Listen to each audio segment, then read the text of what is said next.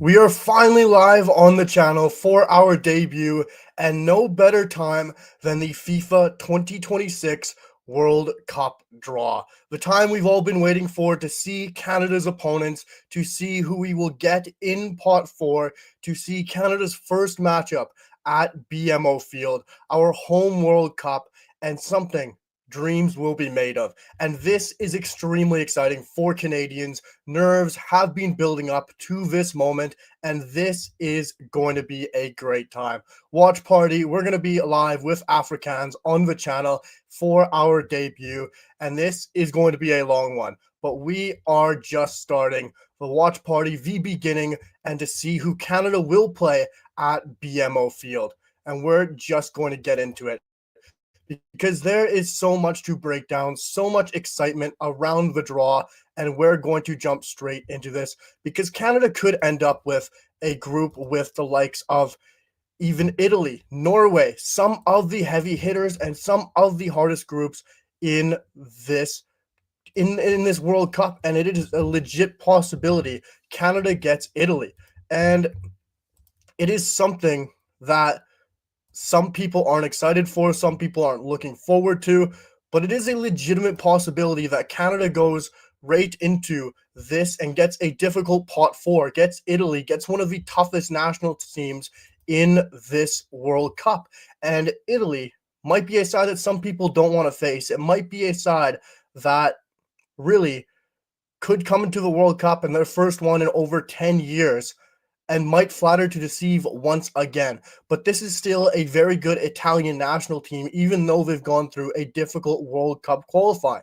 Yes, they don't have one of the strongest sides in their history, but this is still a strong Italian national team. But I do think if Canada draws Italy, it will be a tough matchup.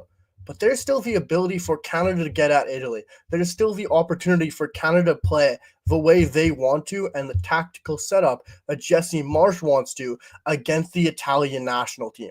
The setup is there, the stylistic setup is there, and they could truly get at Italy the way we want to see them. Italy will want to control the ball, they'll want to control possession and control the style and tempo of play, and Canada could truly get at them and make it very exciting for the Canadians against a pot four team. But do I want to see Canada face Italy? Do I want to see Canada end up with a tough pot four group? Definitely not. This is a time where Canada needs to face the easiest opponent possible, get 3 points on the board in BMO at home, and get through the first match and get through it with somewhat of an ease. Impress home supporters, impress casuals, and get a win on the board and put yourselves in pole position to advance through the group stage. And this is going to be a very interesting group stage. This is going to be a very difficult group stage for Canada, but we couldn't be in a better position. We're in pot one. Yes, we might get a difficult group, but we're dodging all of the big hitters, the Netherlands, the Brazils, the Argentinas, the Spains, the Germanys, and we really have a pole position to qualify no matter which way we want to look at it. And the talk, of course, already is going to be is Canada wanting the easiest group off the jump? Are they wanting to play pot four, pot three, pot two, or would you rather go jump straight into the World Cup and get your pot two side out of the way and then go pot three or pot four? But for me, I think it simply has to be you jump into the World Cup and you want your easiest opponent possible.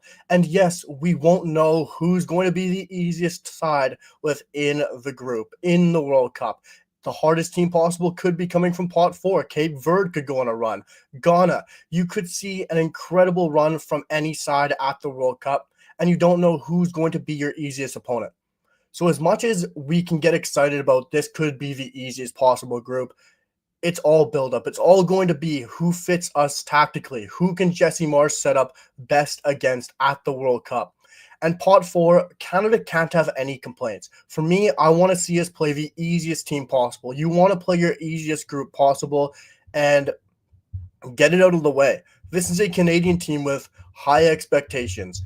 And coming into that home World Cup, we're expecting to get out of the group stage. And even more so, Jesse Marsch wants to win that group because it means Canada stays in Canada. We stay within the country. We stay having a home field advantage. We go to Vancouver for the knockouts. And that's what's important, keeping that home field advantage. And the best way to set yourself up possible for a home field advantage would be to win the group. And it would be to have the easiest game possible on paper in your first match. And that would be playing pot four and then playing pot three. And then as you build into the World Cup, hopefully you're already qualified or already first in the group. By that point, by playing pot two, then you don't have to worry. You don't have to stress as much if you're playing a Morocco, if you're playing a Croatia or a top nation out of pot two. You then don't have to have that stress going into the final match day if you're already qualified come that final match day. And it's very exciting for Canada because we could we could be qualified for the World Cup come that final match day. And it's very, very potential for this Canadian team that they could walk into that. Because yes, some of those teams within pot four are great nations, are very good opponents, and Canada shouldn't be looking past them. But that is how you want it to be set up. In my opinion, I know the talk is maybe you want to get your hardest opponent out of the way first. You get that pot two side out of the way. You play them, you get that match done with, and you move on. But that is not how I see this. I see it as you get the easiest game out of the way. You get your 3 points on the board. You ease the nerves in Toronto at BMO Field at home. Less pressure on this Canadian side if they can get 3 points on the board from their first matchup, and then just move along. Play your next game. Less nerves, less pressure, because the pressure is going to be massively on Canada to win that first game. And it was always going to be the pressure on Canada to win your first game, no matter which pot you play. Casuals, new supporters, hockey supporters, whoever's coming to support Canada during the World Cup, there's going to be a lot of new fans. And all that pressure is going to be on Canada to step into that first match in Toronto at BMO and win it no matter what. Casuals, new supporters aren't going to care if you're playing Morocco or Croatia or if you're playing Jordan or Cape Verde. They're going to expect Canada to win and get a result in their first match and continue to build momentum. And if Canada can do that and do it in the first game, I think it's a huge pressure easer. I think it's a huge let off, and it's going to massively help this Canadian side move forward throughout the tournament by getting that first win. We all saw that first match against Belgium at the World Cup in Qatar and how important it would have been for Canada to get a result, even just to get a draw against Belgium. It would have helped Canada massively. They would have been able to move forward, get the pressure off their backs, first ever point at a World Cup, first ever massive result at a World Cup on the men's side, and they would have had their nerves eased, the pressure off their back. And now they step into a World Cup where they have to win their first game and they have to get a result on the board at home. And I think if you're looking at pot four, you got sides like Cape Verde, Ghana, Jordan, and then you got your European pots that are available because, of course, Canada can't play the intercontinental sides in those pathways because, of course, Canada could then face one of the CONCACAF sides, and they cannot have more than one CONCACAF team in their group, and Canada is already that side. So then you got to look at Jordan, Cape Verde, Ghana, and the European pathways. Of course, the one pathway nobody wants is the Italy pathway. And we've addressed this already, but Italy would be a very interesting matchup, I think, stylistically for Canada. Of course, you don't want to play Italy. Of course, you don't want a side that's in pot four that in other World Cups would have been looked at as a pot two nation due to their ranking, due to their quality, due to the players that they have on this roster. Italy are going to be out for vengeance. This is going to be a nation that is returning for the World Cup for the first time in over 10 years. They're going to have blood in their hands. They're going to want to have results. And Canada, although it's going to be a tough match if they do draw Italy, I think there's a lot of potential around that matchup. Canada has a lot of Canadian Italians now living in Canada, living in the Toronto area, in the GTA. It would be a major tournament turnout, but also a major blue sea at BMO Field. But stylistically, this is a side which Canada could line up against at a World Cup in a opening game, have a huge turnout, beat realistically on paper, and massively boost the excitement, the confidence, and the momentum of this Canadian national team throughout the World Cup. We also have to look at this. Canada against Italy, I think on paper, matchups up very well. Italy will want to control possession. They'll want to hold ball. They'll want to dictate the play, and they'll want to really slow down the game. While it allows Canada then to play their style of play, it allows Canada to do what they love to do: sit back, soak up pressure, enjoy a football match by playing defensive. And then if Canada wins the ball, if they hit on transition with their speed, with their pace, with their ability in attack, I think they could do exactly what Norway did against Italy. It just Canada would have to be clinical like the Norwegians were. And Norway played poorly, frankly, in that last game against Italy to qualify and win the group. They didn't play well in the first half. They struggled throughout the game. But what Norway did very well was soaked up pressure and hit on the counterattack. And they did it extremely well. And they were crucial. They were clinical. And they had a very good performance in the second half by working their way back in, defensively resolute and strong in transition. And I think Canada could do that very well against Italy. So as much as we don't want Italy, I'm not saying we want Italy. I'm just saying I don't think it's as bad as it could end up being. Yes, Italy will be the worst case scenario for group pot 4, but realistically, I don't think it's as bad as it could be, because a stylistic fit, I think Jesse Marsch would be very exciting to see how he could shape up against Italy and get a win against a major footballing nation like the Italian national team. But at the other hand, there's a lot of sides that I think Canada would be very excited to play against. A lot of sides that play with quick transition, a lot of pace, such as Ghana, Cape Verde. I think Jordan would be a very interesting matchup as well. Pot 4 has a lot of interesting sides that Canada could play, and a lot of situational looks for Jesse Marsch that I think he might find to be a good fit for the Canadian men's national team, as well as in Pot 3. And pot 2, of course, face more difficulties, which we can look into and break down, because this will be a very interesting one for the Canadian, because pose a lot of interesting matchups. Because Canada, of course, doesn't want the most difficult group. They don't want to play Morocco. You don't want to play Colombia. You don't want to play a Croatia. But there are those options. There are those sides that Canada could face. And when you look at pot 2, you have Croatia, you have Morocco, you have Colombia, you have Uruguay, and they're going to be great challenges. But Canada has already proven against Colombia they can step up to the test. They can play good football. And yes, against Colombia at a World Cup, it's a different situation. It's a more intense atmosphere, and you will see a different level from Colombia, and they'll step up that level and play to the tournament. They'll play stronger. We got to remember, this is one of the best nations in world football in Colombia. And let's go through each of those nations that Canada could face out of pot 2.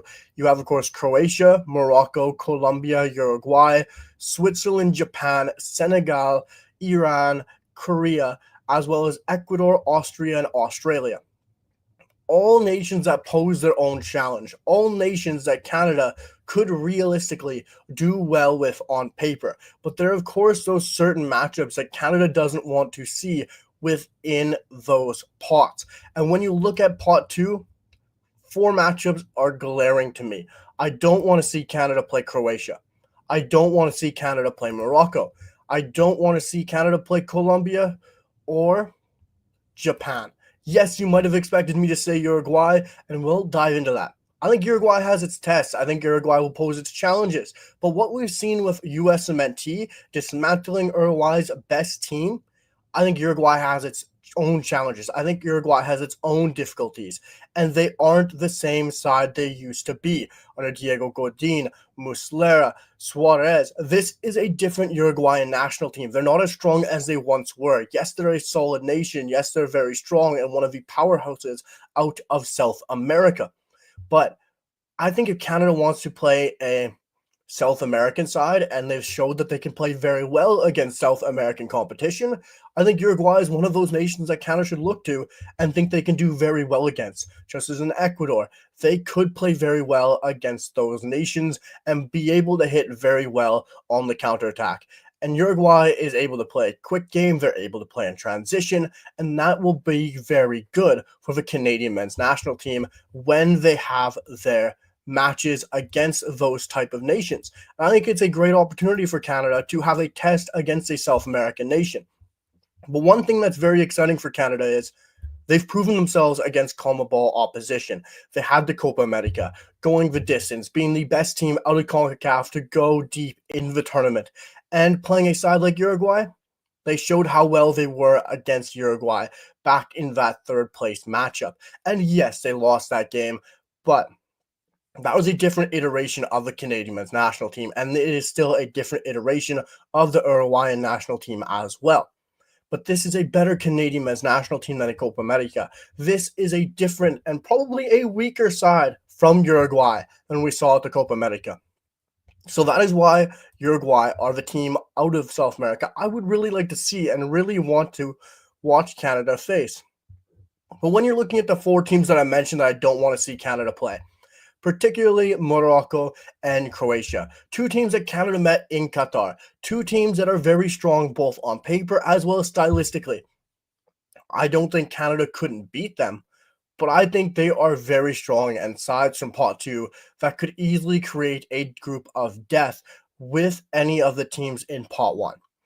Those are teams that could go the distance again. Croatia and Morocco were two nations that went very deep in the last World Cup, two nations that upset Belgium at the last World Cup. Two nations that have a very deep squads, as well as stylistically and tactically, are very exciting, as well as very smart, and will be hard for Canada to break down in a tournament situation and format. And do you want to play someone where you have those demons again, where you have a revenge game again, where you're having in the back of your mind Qatar once again? I don't think so. I don't want those problems. I don't want that headache from the past. I want a fresh opponent. I want a fresh experience. And I want Canada to have new opponents this World Cup. I don't want to see Morocco again. I don't want to see Croatia again. Morocco are one of the best, if not the best opponent coming out of Africa, out of CAF, and are a very difficult team to beat. While Croatia, on the other hand, are a great squad as well, and you don't want to see Canada come up against Croatia. And I know some people might if they're Croatian Canadians, or you might not if you have that cultural clash or background. But outside of that, you have Colombia and Japan. Canada's played Japan before. Canada has gone to Japan and gotten dismantled. That was in a different era. This is a new era, of course, for the Canadian men's national team. But Japan might not be the same team as they once were, but they are a very exciting squad. They are very good, especially when it comes to tournaments. You just have to go back to a few World Cups ago to how good they've been in recent World Cups. Their squad continues to grow, continues to get stronger, and Japan would be a very difficult test for the Canadian men's national team. And I just don't want to see Canada have to come up against such a strong opponent from that region. There's no reason Canada needs to have the most difficult group, and playing Japan would be a very tricky opponent for the Canadians, and especially a Japanese side that are experienced at a World Cup. They know how to deal with these situations, with these type of matches, and you just don't want to see Canada come up against a nation like Japan. And on the other hand, you have Colombia, where yes, Canada has gotten a result against Colombia. They have played well against Colombia, but do you want to see them have that matchup once again? I personally don't. I think Colombia is a side that could arguably make the semifinals or further of this World Cup and really go deep. And I don't want to have to see Canada play them in that final match day of the World Cup group stage if they don't have to. That will be a tough matchup. That will be a difficult and strenuous game for the Canadians, and it'll be a sea of yellow in BC Place. And Canada doesn't need that. They don't have to play a Diego Munoz or James Rodriguez dictating play at a World Cup. We just have to go back a few World Cups to remember what he can do and how he can change a football match. And you don't want to play that in a group stage in possibly a must-win match. When you look at the other hand, you have some easier opponents in Group 2. Yes, you can't call any of these easy or straight out win matches in a World Cup, even though it's a 48 team World Cup. But there are some more easier matchups for the Canadian men's national team. You have Iran, you have as well as Korea Republic, you have Ecuador, you have Austria and Australia.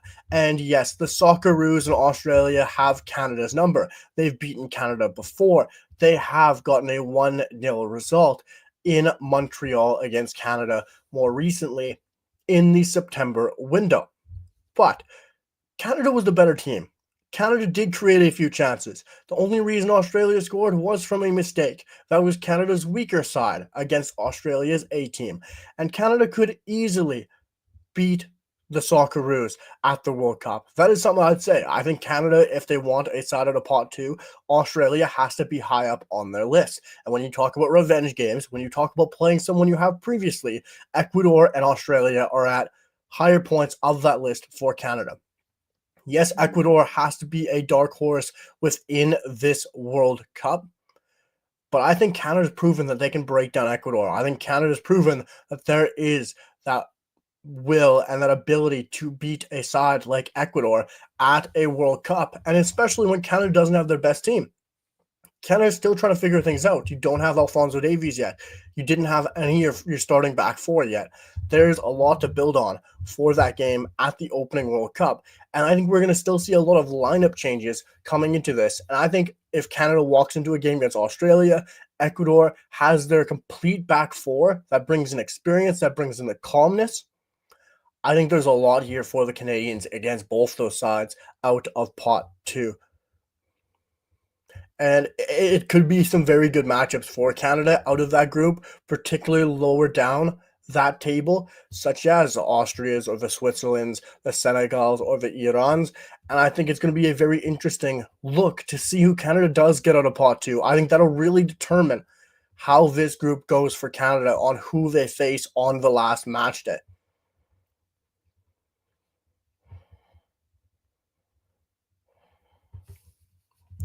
Because when you do look at pot two for a side of the World Cup, particularly with Canada, you're walking into a match on your final match day where it could be do or die. It could be a must-win situation or a must-get-a-result situation for Canada in particular. So you really have to look at that pot two and get excited for who Canada is going to face. But you don't want one of those big opponents out of pot two. If anything, you want to get a bigger opponent out of pot three because I think Canada needs to win and will win against pot four, no matter who they play. I think they're all winnable games out of pot four. Pot three poses the challenges, but pot two, I think you really need to avoid one of the big hitters because they, to me, could all make deep runs into this World Cup for the most part. I think there's 4 or 5 nations in that pot two who could make deep runs in this World Cup and possibly go the depths or even get into the semifinals. I think Croatia, Morocco, Colombia, Uruguay, Japan, Ecuador, great nations, a lot of potential and very underrated. In pot one, you have all of the big names. You have Spain, Argentina, France, England, Brazil, Portugal, Netherlands, Belgium somehow walks their way in there, and Germany. All the nations you expect to go out and win the World Cup. All the nations that everyone thinks will go out and win the World Cup. When you look in pot two, there is those nations that people are not really rating to where they should be. They're very underrated nations. They're dark horses in terms of a tournament style format. When you look at the Croatia, Morocco, Colombia, what they've done in previous World Cups, how good they are in tournament situations, especially in their home continents, they translate that to a World Cup once again, and people are going to be shocked at what they're doing. People within the casual football sphere or atmosphere will be surprised to see Croatia or Morocco, an African nation, going deep into the World Cup when you shouldn't. Those nations within pot two, very realistically could make a run into the semifinals. Ecuador, Colombia, they're my dark horses. And the South American nations, yes, everyone talks about their walk into the World Cup and how some people think it's so much easier than Europe. But South America has a different style of football. They have a different system of football. And I think you translate that to the World Cup, and European nations might not know to handle it, as we've seen in previous World Cup. And that is the brilliant thing about international football, and something that has made me fall in love with international football. It's the different styles of football within different continents, different nations. What will be thrown at you from different sides? You're going to get a different look from Korea Republic than you'll see from Senegal, from what you'll see from Ecuador to their true defensive style, to Croatia holding on and controlling the ball tactically and systematically. That is the beautiful thing about this game we love. Continent to continent, systemly, it is all different, and it is all fun to watch in its own unique way. And that is the great thing about friendlies. You can see how you match up to different sides within different regions and see the different ways they want to play their football and how they set up much differently than to each other. When we saw Canada play Cote d'Ivoire at Ivory Coast, they came out physical, strong, quick, pressing high up against Canada, while Canada went to and played in a different continent, in a different region, and played Australia, where they sat back, soaked up pressure, relentless defensive effort, and didn't give up. True, different styles of football from different kinds of continents. And then you go to CONMEBOL and you see players like in Ecuador and Moises Caicedo, in Colombia, where they are holding and playing very strong football tactically, hard to break down. From Ecuador, Colombia, flying forward. You have players winning and coming in for dirty, vicious tackles. It is just a beautiful game, and how they just change different tactically and continentally differently. It is the reason why the World Cup is the best tournament within sports, within international football. And the way that you can see that the football is different from different continents is so fun, and it is the best part about the World Cup is we can talk about who Canada will get in different groups, in different pots, and who we might face. But the thing is, Canada's going to face different styles no matter what teams they get, what national sides they will face. They will play different styles of play in every single game, and that's going to be the fun part about this group, about this World Cup. Once again, as we will see Canada playing nations from every single continent and learning how Canada will set up differently, how a different nation will come out and attack Canada because of the different styles and the different ways that every nation plays football. And that is the joy of the World Cup. How's it going, buddy? Ilya Absi from Ethiopia. How's it going, man? Comes in and says, hey, from Ethiopia, rooting for Canada because of our Ethiopian Canadian Ali Ahmed. Love to hear it. Ali Ahmed, one of my favorite players in the national team, right there. Ali Ahmed having his Ethiopian Canadian heritage and what he has been able to do for the Canadian national team and the way he has elevated Canada and as well elevated his own game this year has been extremely exciting. And I'm glad to see you rooting for Canada, Ilya, and the way that our Canadian Ethiopian has played this season has been incredible. Like what Ali Ahmed has been able to do, we'll start with Vancouver Whitecaps for the club level.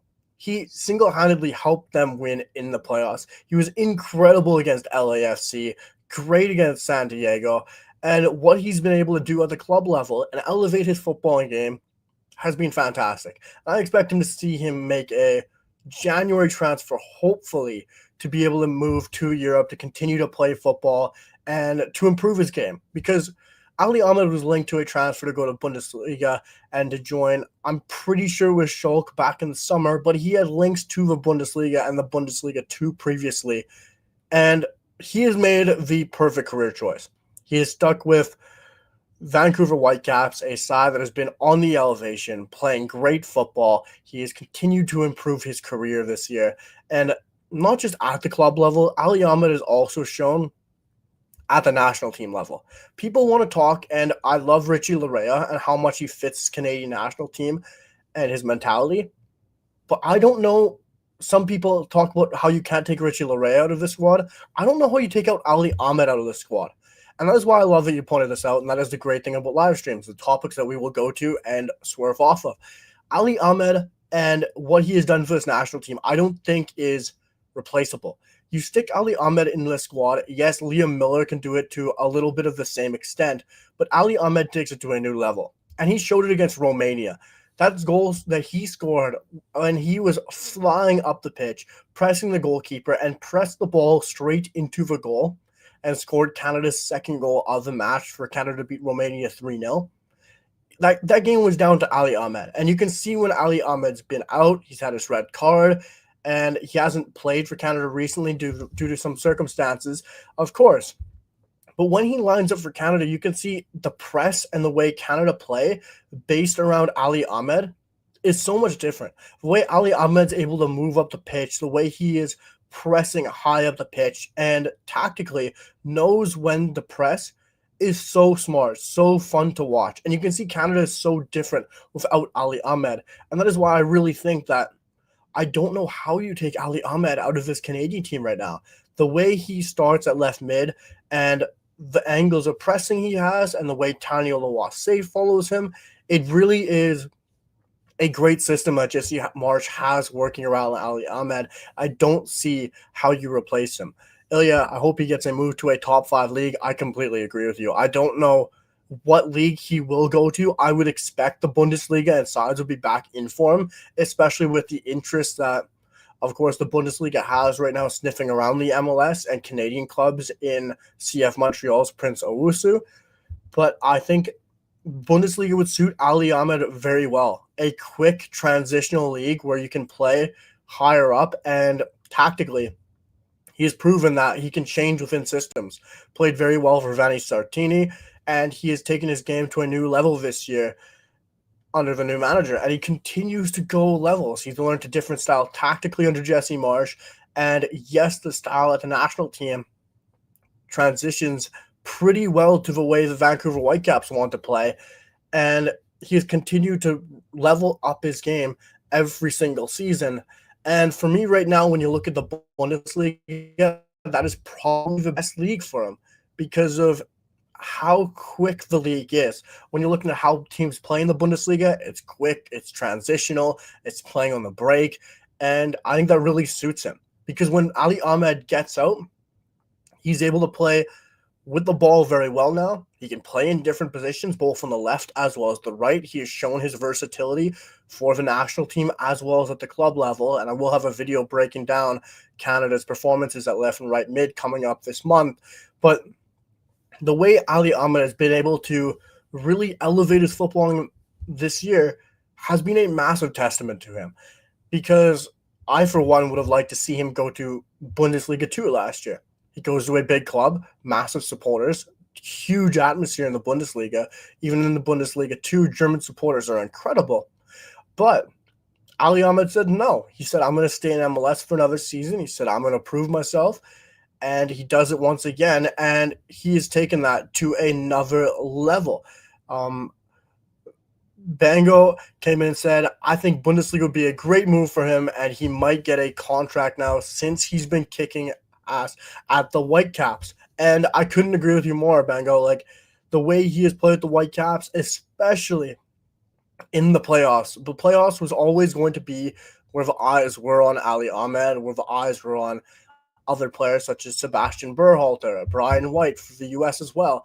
And Ali Ahmed has been arguably one of the best players within the MLS playoffs, not just for Vancouver, but in general. And you could even pair that with another Canadian who I'm going to do a video on as well, coming up in the coming days, in Ralph Priso. Ralph Priso we can talk about as well. Ralph Priso has elevated his game to a whole new level. This was a Toronto reject. It was almost like a NHL-style move where Northern Football League put it out. It felt like a waiver claim, an NFL move where he was claimed from Vancouver Whitecaps, and he comes in, played central defensive midfielder all year as a rotational piece for Andreas Kubas, and injuries, suspensions, gets called to play center back for the last few months of the season, steps in, and he has been incredible at center back. The way We've seen Ralph Priso read the match. The way he has tactically been able to step in at center back has been very exciting. So the way Canadians have played for Vancouver Whitecaps this playoffs has really elevated their stock, has elevated their ability to make moves this January. Because when you look at the January transfer window, it is a big opportunity for Canadians. We have to remember there's a big break for the MLS. These players will get time to rest, recover, prepare for the World Cup coming up and the MLS season. But at that same time, for Canadians, you're going to have players such as the likes of Stefano Stacchio. You're going to have even Justin Smith in Spain. You're going to have so many Canadians balling out in Europe and trying to consistently prove themselves on a weekly basis that they should be in the World Cup squad. It is going to be a big miss out for MLS players throughout that winter season. And yes, of course, it can go both ways, such as a player like Kyle Larin, who is completely off form. He is not playing well for Feyenoord and playing himself out of the World Cup roster in some people's circumstances, in some people's eyes. It's going to go either way for Canadians in Europe. Do you play well? Do you earn your spot? Do you continue to win a role within the World Cup roster? Players on the edge of the bubble, do you go out and prove that you are a player that needs to be in this roster, such as a Daniel Jebison? Or are you falling back like a Kyle Larin? There is a lot that is going to flip-flop and change throughout this winter and this offseason for MLS players. And it could even come down to in goal with Dayne St. Clair, who could move abroad, or Maxime Crépeau, who decides to maybe stay in MLS. A lot of things will change for Canadians. I think Ali Ahmed is one of them that no matter what he does right now, I think he has to start for Canada. I think a start for Canada is a must right now for Ali Ahmed. I don't know what you guys think. I don't know if you guys want to see Ali Ahmed start for Canada. I'm a huge Liam Miller supporter as well, but he's still recovering from an injury. And I think Ali Ahmed is so important to the Vancouver Whitecaps as well as Canada. And with the way Canada play, with how Ali Ahmed sets up, I think it's very exciting to see where he might go in the Bundesliga. Of course, I think right now for Ali Ahmed, he shouldn't jump to a top of the table side. Like, you don't want to see him at a Dortmund, at a Leipzig, probably. But right now, who knows? Jesse Marsch has been a great agent, sort of say, with Canadians. He has been able to earn transfers for Canadian men's national team players.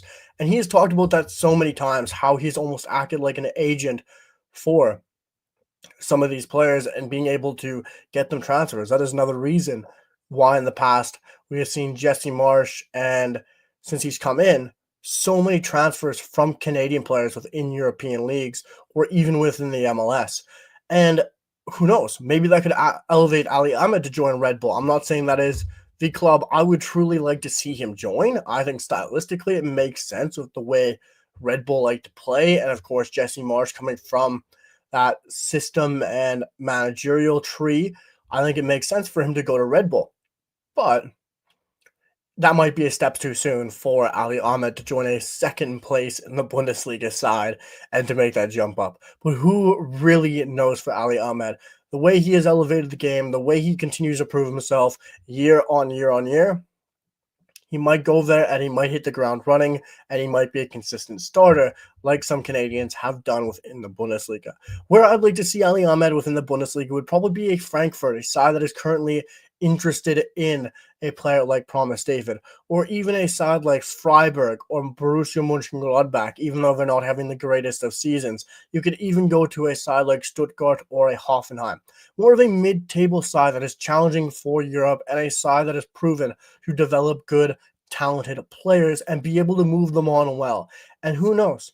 Ali Ahmed doesn't have to move on. He could become a cult hero at one of these German sides that he joins and be very interesting to see. But for the most part, Ali Ahmed is definitely a very interesting player. I'm glad you jumped in that and said that Ilya and Bongo. Appreciate that, guys. Enjoying the live, guys. This is so much fun for my debut live.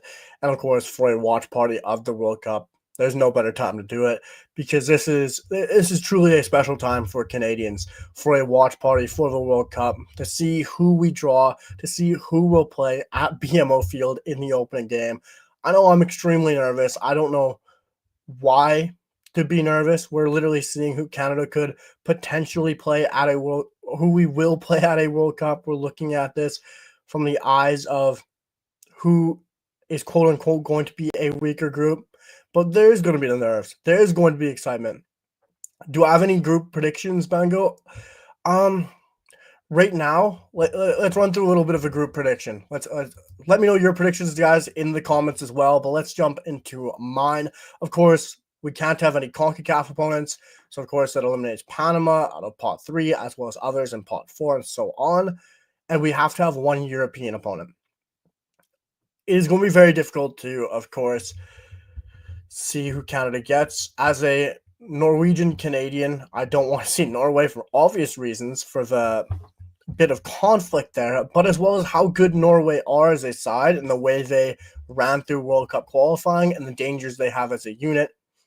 I don't really want to see Norway, and I think whoever faces Norway will be in for a true test. I think whoever gets Norway in that pot is going to be set for a group of death. But looking at pot 2, who I expect Canada to play, I really feel like Canada is set to get one of those sides from Asia, one of Iran, South Korea, or Japan.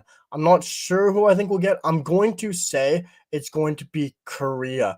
For some reason, I feel like we're going to get an Asian side out of that group. I feel like that is maybe where we're going to find an Asian side end up in our pot. And as much as I'd like to see Canada get an Australia or an Austria or even an Ecuador, I get the vibes that we're going to see us get one of those nations. So I'm going to say Korea out of pot 2. Pot 3 is going to be very interesting. I'm going to hope that is where Canada sees their European nation. And hopefully we avoid Norway.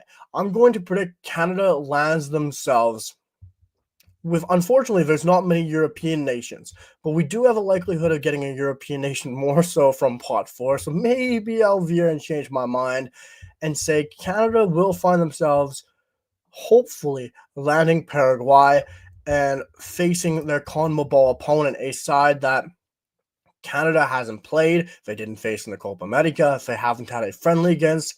That's kind of surprising with how many games Canada has had in the CONMEBOL region. So far, I will go Korea Republic, Paraguay, and I will say the pathway, one of the European pathways, because Canada has to have a European nation as well. And we got to hope that it comes from pot 4 and hopefully one of the ones that really is not one of the scary opponent in Italy, who is probably the projected one for Canada to get, knowing our potential luck. But this is going to be a fun group. This is going to be an interesting group for Canada to potentially get, with the likes of Korea, who I think we'll get, or I hope we get, because who wouldn't love to see Sun at Toronto, at BMO Field, a side that I think Canada could do well against in Korea. Hopefully Paraguay, who I think is one of the weaker nations within the CONMEBOL region, and Canada's already proven themselves against a CONMEBOL nation. And in the European pathway, I'm going to veer away from Italy, and let's hope that we see Canada potentially get one of the other pathways. I'm not sure which one I feel like it will be out of the others, but I do think there is a likelihood we get a European nation out of that last pot, and hopefully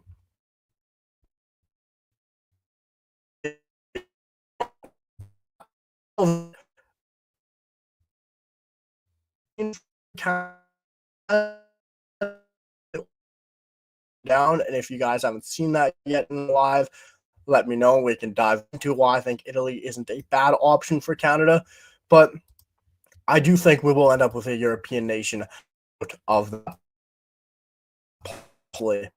Your way, Italy. What are you guys thinking out of pot 4, out of pot 2, pot 3? What are your current predictions out of pot 4?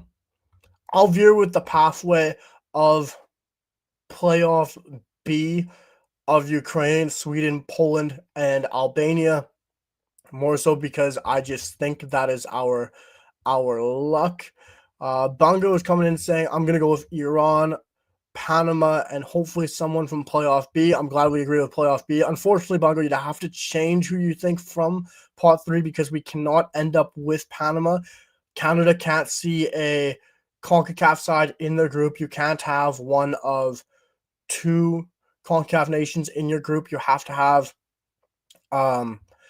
two CONCACAF teams have to be split up, so that will make it very interesting to see who Canada plays. And no problem, Bongo, but it would be fun to see Canada play Panama, of course, at a World Cup. It'd be almost like a Gold Cup clash at a World Cup. So that would be a fun one to watch if that could happen somewhere later down the path to play a CONCACAF nation.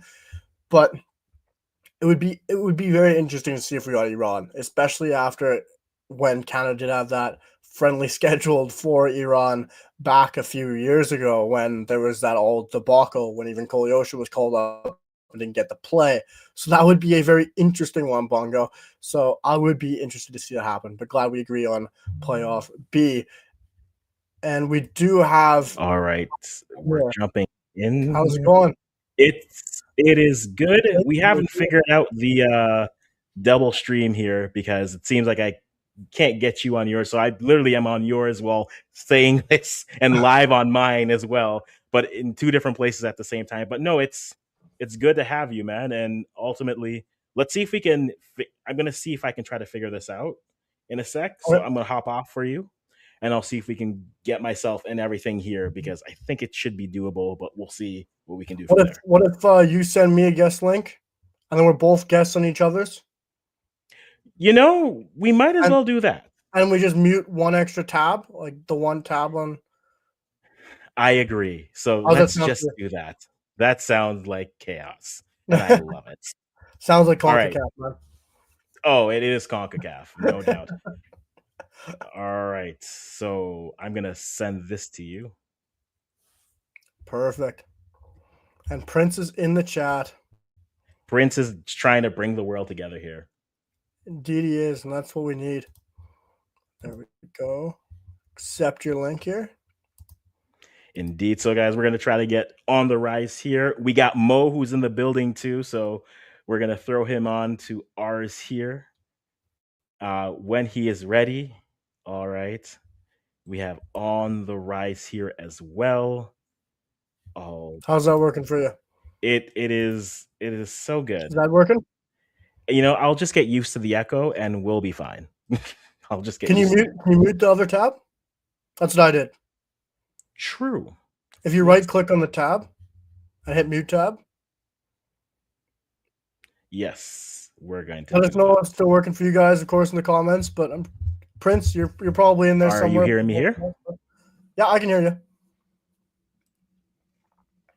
Because it should just mute it for our and right. Ça va être une chose là. Okay, so I'm not doing that. Yeah, I did the whole thing. So let me. You know, guys, we'll figure this out as we go. This is exactly. No trials and tribulations, right? First time debut, it's gonna happen. I don't mind the echo personally, so we're just gonna I can go it because it's equal enough. So, question for you. Bongo in my chat says stream sounded good. I can hear both of you guys, so perfect. Sounds perfect. Okay, so here's my question for you. I know we're waiting for the draw to come in. We've talked about teams. We have the groups that are here. So my question for you is this: what's your ideal group for Canada? I know we're both Canada. We're rooting for them. But what is your ideal group for Canada, and what's your worst case scenario group for Canada? Well, I just predicted my group of what I think it might be on my end while I was waiting for you here. So we'll go for. I like that question. Ideal group. Good Lord, that's going to be interesting. As much as I like Australia, I don't know if I want that kind of a revenge game at BMO. So close to that friendly. But they're up there. They're one of the three opponents I'd like out of pot two. I've already said I would like Australia, Austria, or Iran. Okay. The ones I don't want to see in pot two are Croatia, Morocco, Colombia, and Japan. It could, and I get that. I think, and the thing I've been saying the whole time is, I think matchups will matter and form will matter, and ultimately how you're playing right now, which is why when we have some conversations with the Canadian team, how a player like Richie is playing right now is fine, but I need that form. Can you guarantee me that form in June of next year? Yeah, Right. And so, and exactly. that comes with teams as well. So I want to, I want to know how you're playing. I think the form will matter ultimately. And so that's where I'm always looking at it. That does better versus teams that are better than them. I think there's the point with that with Canada is this. I think they are a side that work better for teams who want to play more fluid, right? I don't want to say it in such a crass way, but I'll say it this way, and maybe it'll make sense. I think they play better against teams that don't respect them. And it's not that they don't respect it, but it's like we can play through you, we can pass the ball, we can play our game. We don't have to change and sit back against you. We aren't intimidated by you, right? And that's probably the best line. I think Canada will play and look better against teams who aren't intimidated against them in terms of playing. And that's why I think Panama is both a team they look good against in CONCACAF, but the team that honestly makes them work for it.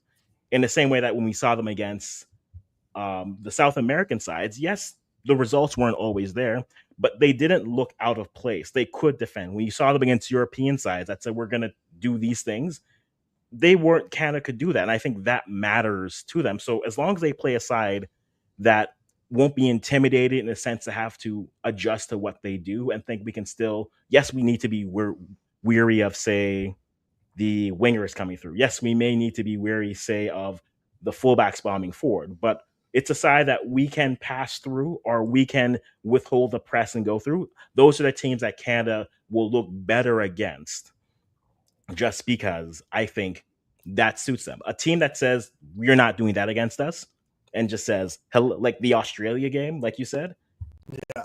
when Australia says, a team like Australia just going to sit back and say no, they're going to struggle with that because they haven't figured out consistently how to break down a low block as it is. And so that's, I think, where a team like Canada matters. Kevin Hart. But for my Yeah, preferred group, yeah. I'll jump back to that quickly. It would probably be Austria, Paraguay, and the winner of playoff C or New Zealand. For UEFA. Okay. Yeah, or from UEFA. But I get the feeling Canada will end up with two European nations as well. Just the vibe I get. And out of that pot four, that's the one I'd prefer. Yeah. And that's fair. That's fair. That's fair. Prince has said I can see making round of 16 minimum, but yet again I said that Canada was to reach semifinals of the Gold Cup and win at minimum. So I don't know. Yeah, that's true. And that's a fair point. Like Yeah. they were supposed to. And Canada's a side that I think will perform better without the expectations. I think let's look. I keep on saying this. Look at the group, and then we'll talk about the paths. The same thing I say for the African sides. I think maybe in this tournament, there's two, maybe two teams that are gonna come here. They'll collect six. They'll collect four. They'll collect two. There'll be nothing but vibes, and that's it. Every other side, I think, give them the right matchup. I know, say something crazy. Give them the right matchup, and then they will surprise. And because we just watched this with the U17s, bank your points early, right? 3 points can get you to the round of 32, and then it's just matchups. Well, do you want to see the easiest? Like, did you want the Yeah, give it to 4-3? me. Yeah. I'm the Yeah. same way. I said that earlier in the stream. I think you have it's makes more sense get pot 4, 3-2, win your games, and then if you have that pot 2 in the last game, less stress if you've done the business early. I agree. I agree. I know some people want the pot 2 situation first to get the big game out of the way, but then if you get battered by the pot 2 team, or if you don't play well, then your confidence, your motivation, everything's gonna be shattered, right? Especially home field, BMO. Well, but that's where it's like it doesn't matter who you play, just get the points, right? If you draw all 3 games, you're still in a good spot to get out of the group. Like you're in third place somehow, and that's not a problem. And so for any team, like really, whoever you play in your first game, it won't kill you. You just need to bank your points and go from there. And so I know you want to play different sides. Yes, again, within the tournament, just like before the tournament, I brought up Czech Republic, Czechia in 2006. Right, first game they beat the U.S. 3-0, and we're like, okay, well, it's Peter Cech. You have Thomas Radinsky. He's going to do things. One of their strikers goes out, and then next thing you know, the system falls apart. Ghana makes it out of that group. Italy makes it out of that group. USA and then Czechia are left there. Who you play within the tournament itself, you're going to have variables that affect you. The number one team may not even be the number one side by the time you play them. And so just get your points, bank them, and go from there. That's all you can really worry about. And so if you do that, like I understand the mentality of it, but I jokingly, this is what watching the World Cup and having a team in it all the time, 3 points matter. The fact that you're here, get your 3 points. And then once you have your 3 points, then you're good.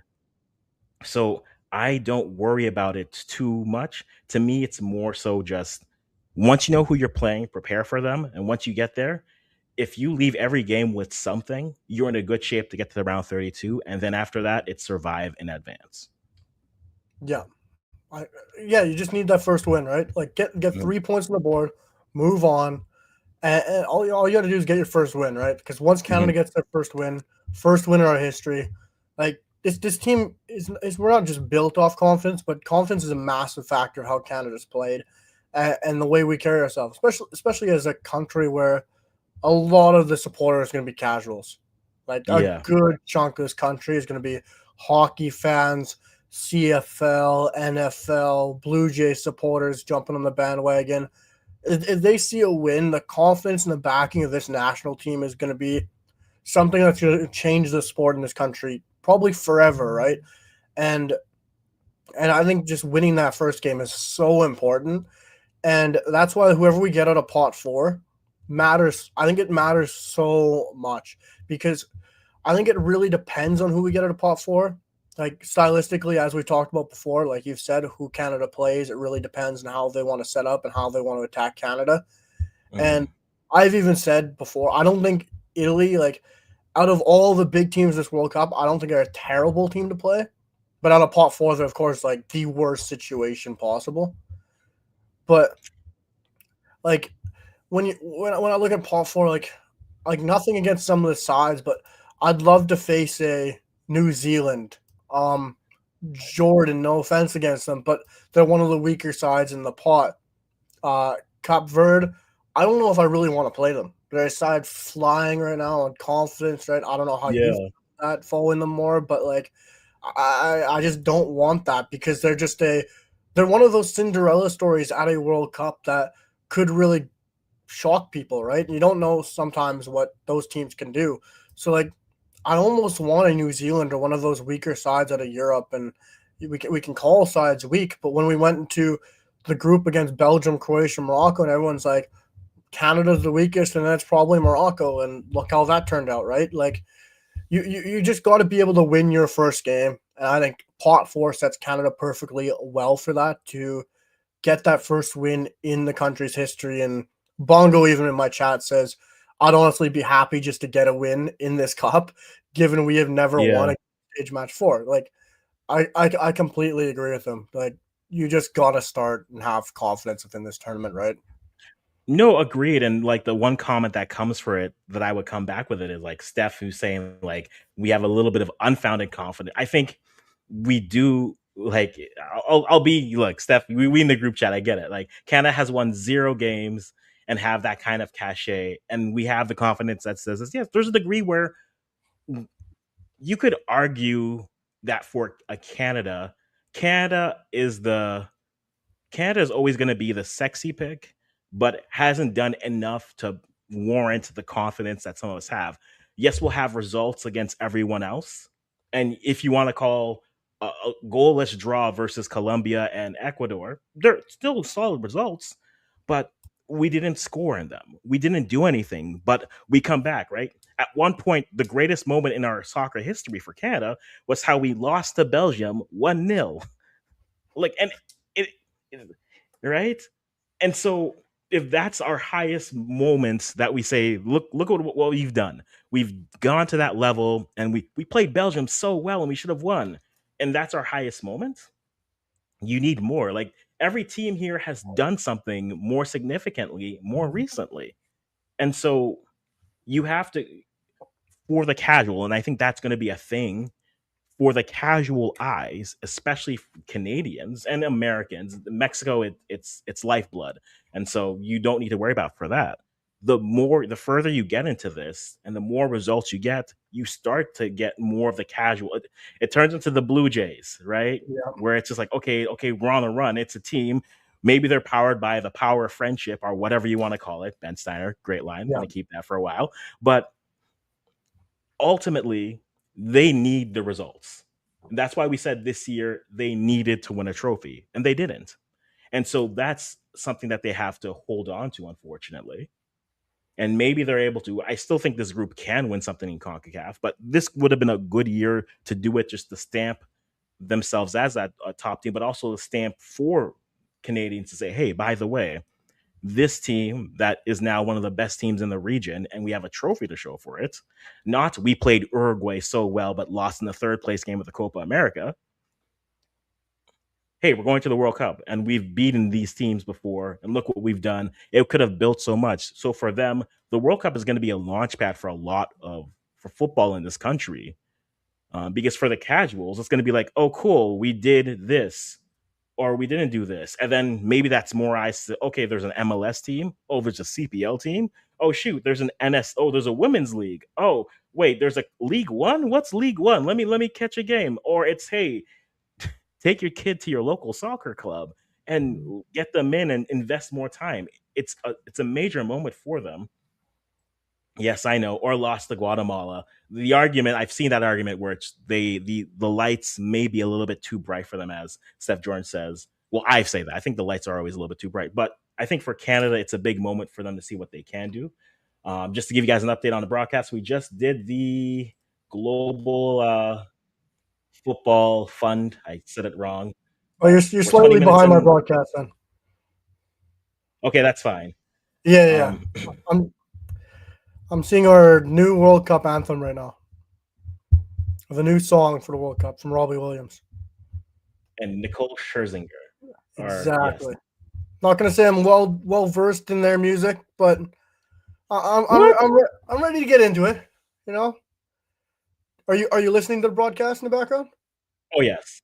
Oh yeah. I have my AirPod in as well to make sure. If either one of us falls behind, we're perfect. One of us has each other covered. Yeah. This is not the most, like, you thinking for World Cup theme so far, it's starting very dramatically. I need more. And as we wait for this, we're gonna throw on the trio's back, boys. We're back. The boys are back.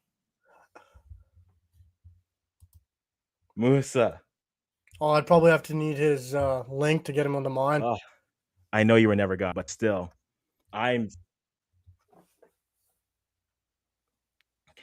Oh, that's true. Oh, that's gonna be confusing for people. We're doing so much. I look unrelated. I'm listening to the World Cup, and to me, it needs life. It's the World Cup. Like we yeah. Like even like go Shakira it. Go claim that you wrote the song, but it was really Cameroonian the whole time. Give me something that makes me feel like I should be crying. Yeah, it gets more dramatic as you go on. Don't worry. You know what? I'm gonna listen to the Cup of Life just to give me life right now, because that my friend, that's a World Cup theme right there. Here we go. Even the last one from Qatar wasn't bad. All of them were good because they had life. It doesn't need to be this melodramatic. This is like the most non-American World Cup song I could have expected.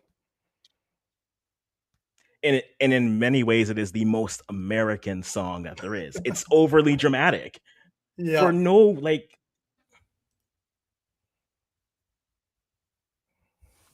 The only problem we'll have is I can't hear Mo. Well,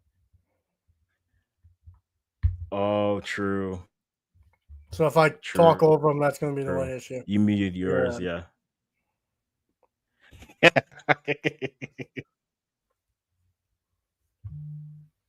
True. All right. Let me see if we can sort. No problem. All right, but apparently Infantino is making a rap. Oh, Waving Flag is a classic, classic. But as we let's move away from, and bribes aren't real, as we all know. But Musa, you got Senegal on one shoulder, you got France on the other shoulder. Um, when you look at, say, specifically, let's talk generally the African sides here. What excites you about them? Because I've said this, that having AFCON is a perfect test run for the World Cup, because now they get to see players, for lack of better words, when the action is real, right? They get to throw them into the furnace and see how they react to pressure, and then you can go for there.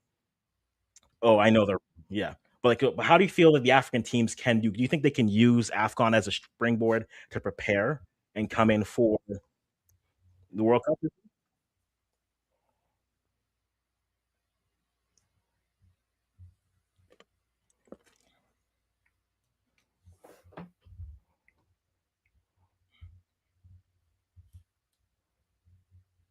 Mhm.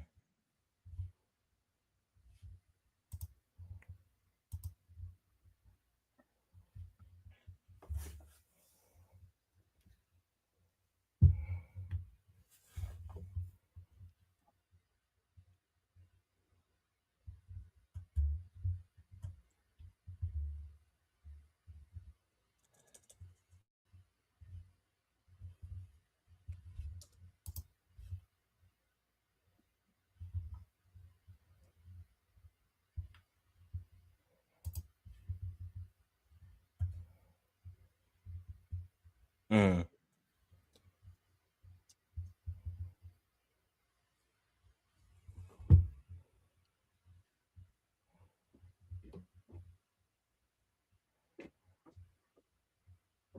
mm. Agreed, agreed. Yeah.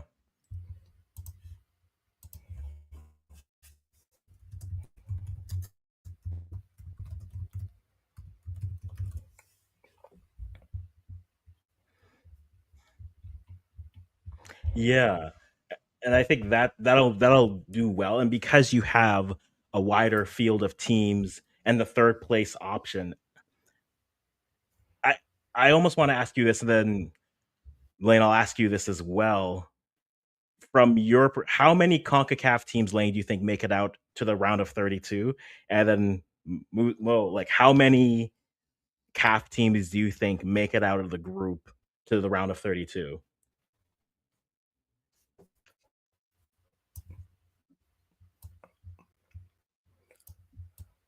Me or Mo first. I can't hear Mo. That's the only problem.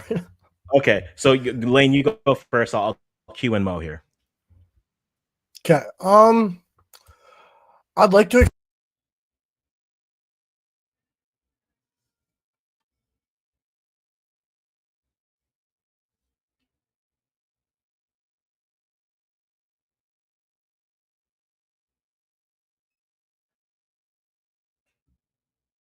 Oh, looks like we lost you, Lane.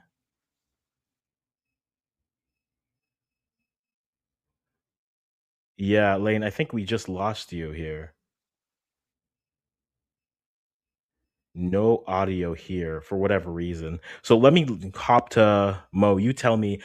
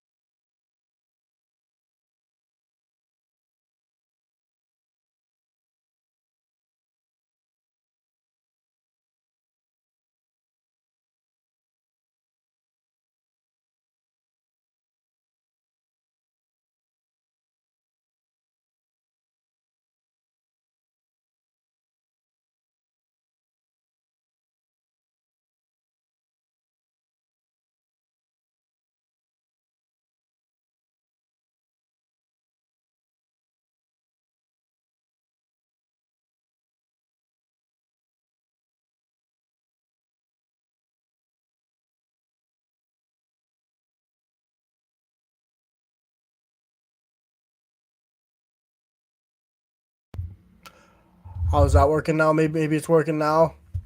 Hopefully that's working. Tried to fix my mic on some settings there, Bongo, but how's that? But I do agree with you, Bongo. Like the World Cup song. If hopefully the mic isn't working now, but there we go, working now. Perfect, thanks, man. But I do agree with what you said. It's not a bad song for a World Cup, but when we're talking about World Cup songs, like even in the past for major tournaments, like just gotta look a year ago to the Copa America. I do enjoy Latin music, and you saw Luis Fonsi, fantastic opening song for World Cup, fantastic theme song for the World Cup from Luis Fonsi and his performance. And Shakira, previous World Cups, like even Qatar I thought it was a very good song. And then you got this one.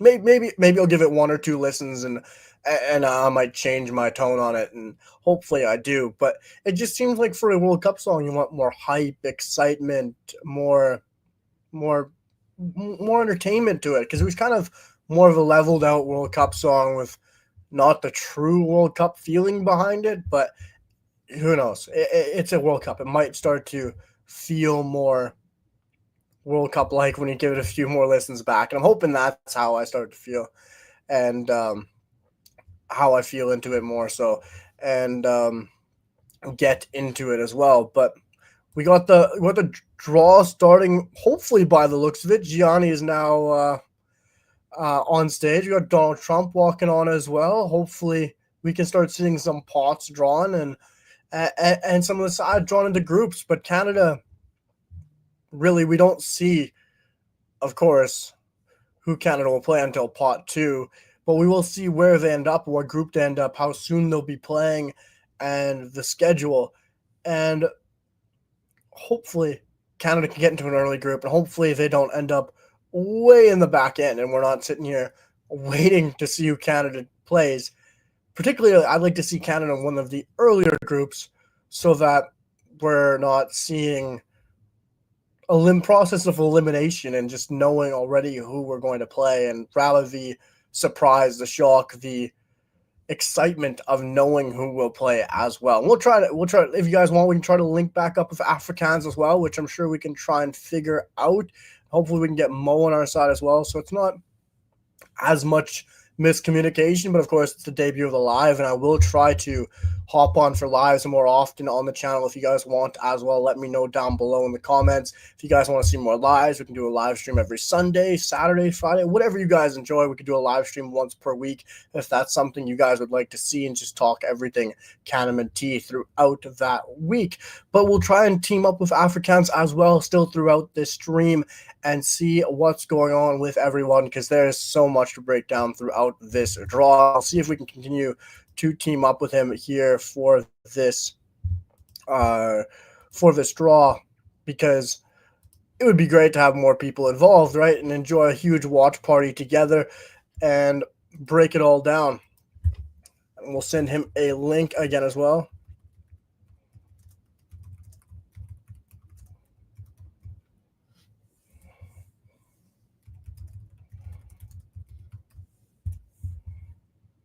Let's see if we can get this going, guys, and get Afrikaans back involved, and we can try and link up the streams once again.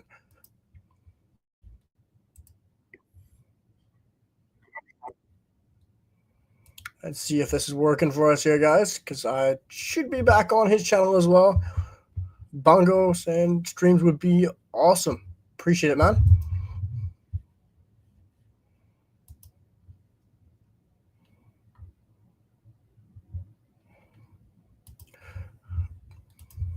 Bongo, yeah, more streams would be awesome, especially watch parties. Completely agree, man. I would definitely be down for more streams and hopefully more watch alongs. And as long as the Wi-Fi can continue to stay peak like this, it would be great to do more watch alongs and more streams with you guys and continue to link up, because it is, of course, amazing, fun, enjoyable to interact with you guys and to be able to do it on the fly, because as you see, we can go from conversation to conversation, topic to topic, because there's always so many different things that can pop up during a live that can pop up constantly. And hopefully we can continue to do more watch alongs and more things like this. as long as you guys want it, we will be doing it on the channel. So I'll continue to try to do it for you guys. Canuck has joined the comments saying garbage FIFA and felon orange man. Disgusting. Well, unfortunately, it is in their country, so he will be on the stage. And we're just going to have to put up with it for a year while this goes on and while the World Cup goes on. But we still have 2 countries in it as well, with Canada and Mexico hosting. So there is going to be the ups and the downs, of course, of hosting a World Cup, and that is going to be one of them with some of the people that host. But hopefully we can continue to have a great World Cup ceremony and draw, because we have more presenters, more performers, and who knows how many people are going to come on the stage, because it's going to be a long World Cup draw. But I'm excited to see who Canada gets. I'm hoping we can see it sooner than what's going on so far. And maybe we'll get to see the pots come out soon, because I'd love to see Canada get drawn into pot A, and then right from the jump we can really start to have that expectation, that anticipation, because when we get placed into pot A, then you can really see we might be able to get anyone and everyone, and then you just don't know who is going to be there and who is going to be drawn for Canada, because at any point you could get anyone if you're in one of those earlier groups. Bongo back in comments, and it says he seems like we're going to get a full concert before they start the actual draw. Yeah, man, and it honestly does not surprise me. We're in America, we're here for the draw, and that's something you're going to expect of the States. They're going to have a big show, a big theme going on, right? You're going to have Kevin Hart, you're going to have Heidi Klum, you're going to have the opening theme song of the World Cup. But then we're also getting players or popularity, former sports players such as Wayne Gretzky, Shaquille O'Neal, Tom Brady, all these people coming out and pulling balls for the World Cup. So it's going to be a whole show, and it really does not surprise me. And we also have to remember, like they said earlier in the presentation for the World Cup, I'm pretty sure Kevin Hart announced it, that they're also going to have the first ever halftime show at a World Cup. And does that surprise me? Absolutely not. Am I excited about that? 100% no. We saw a World Cup, or we saw a Champions League halftime show, I'm pretty sure, or a Champions League opener. I'm pretty sure it was Dua Lipa at one point. I don't remember if she opened or if she was the halftime show, but I know she was involved. Halftime is just not football. This isn't the NFL. This isn't the CFL. We don't need a halftime show for every single sport. But like you said, this is America. We're going to have a show. We're going to have a concert. That's going to always be expected. And thank God it's going to be at the Azteca. It's going to be in Mexico. And we'll see their own Latin flair, of course, on the opener in Mexico at the Azteca. And we'll see how they do the opening ceremonies, because I think that is going to be incredible to see the opening game at the Azteca. And I think that is the perfect place to have the opening game at a North American World Cup. I honestly think we should have seen the World Cup final at the Azteca. That's probably a hot take, because I'm pretty sure it's in New York or New Jersey. I can't remember exactly where it is. Pretty sure it might be at MetLife, but I know I won't be able to afford to go to it. Bongo back in the comments. True, to be honest, we've been seeing this in Formula One for a while too. I'm personally not the biggest Formula One fan, but that does not shock me either. If it's in the US, there's going to be some kind of show. There's going to be some kind of excitement. We just have to go back to the Club World Cup, to even when we saw the players have, I'm pretty sure it was Mr. Buff announcing every walkout, and it was like a WWE style entrance. You saw every player walk through the tunnel. You saw players not happy about it, not enjoying it. Typical the United States, how they want to have entertainment, how they want to have a show. And that's what we're going to expect. It's going to be a theater. It's going to be a concert. And that doesn't surprise me. That's something we're going to get with this World Cup. Bongo agreed. Of all the stadiums I've been to, Azteca is probably the coolest and has the most exciting crowds. And I am absolutely jealous of you that you got to go to the Azteca. That is incredible. And it doesn't shock me. The atmosphere that the Mexican supporters bring is something I've never seen before. I went to the game at the CONCACAF Nations League when Canada played Panama and USA played, of course, the Mexicans, and that was one of the wildest rivalry games I have ever seen or ever been to. The crowd, the atmosphere, the excitement, the match as well was intense to the next level, and it doesn't shock me. I think the Azteca would have been the perfect theater, the perfect coliseum, the perfect stadium to have the World Cup final. And something you get worldwide from football fans is the love, the adoring nature towards Mexican football, as particular.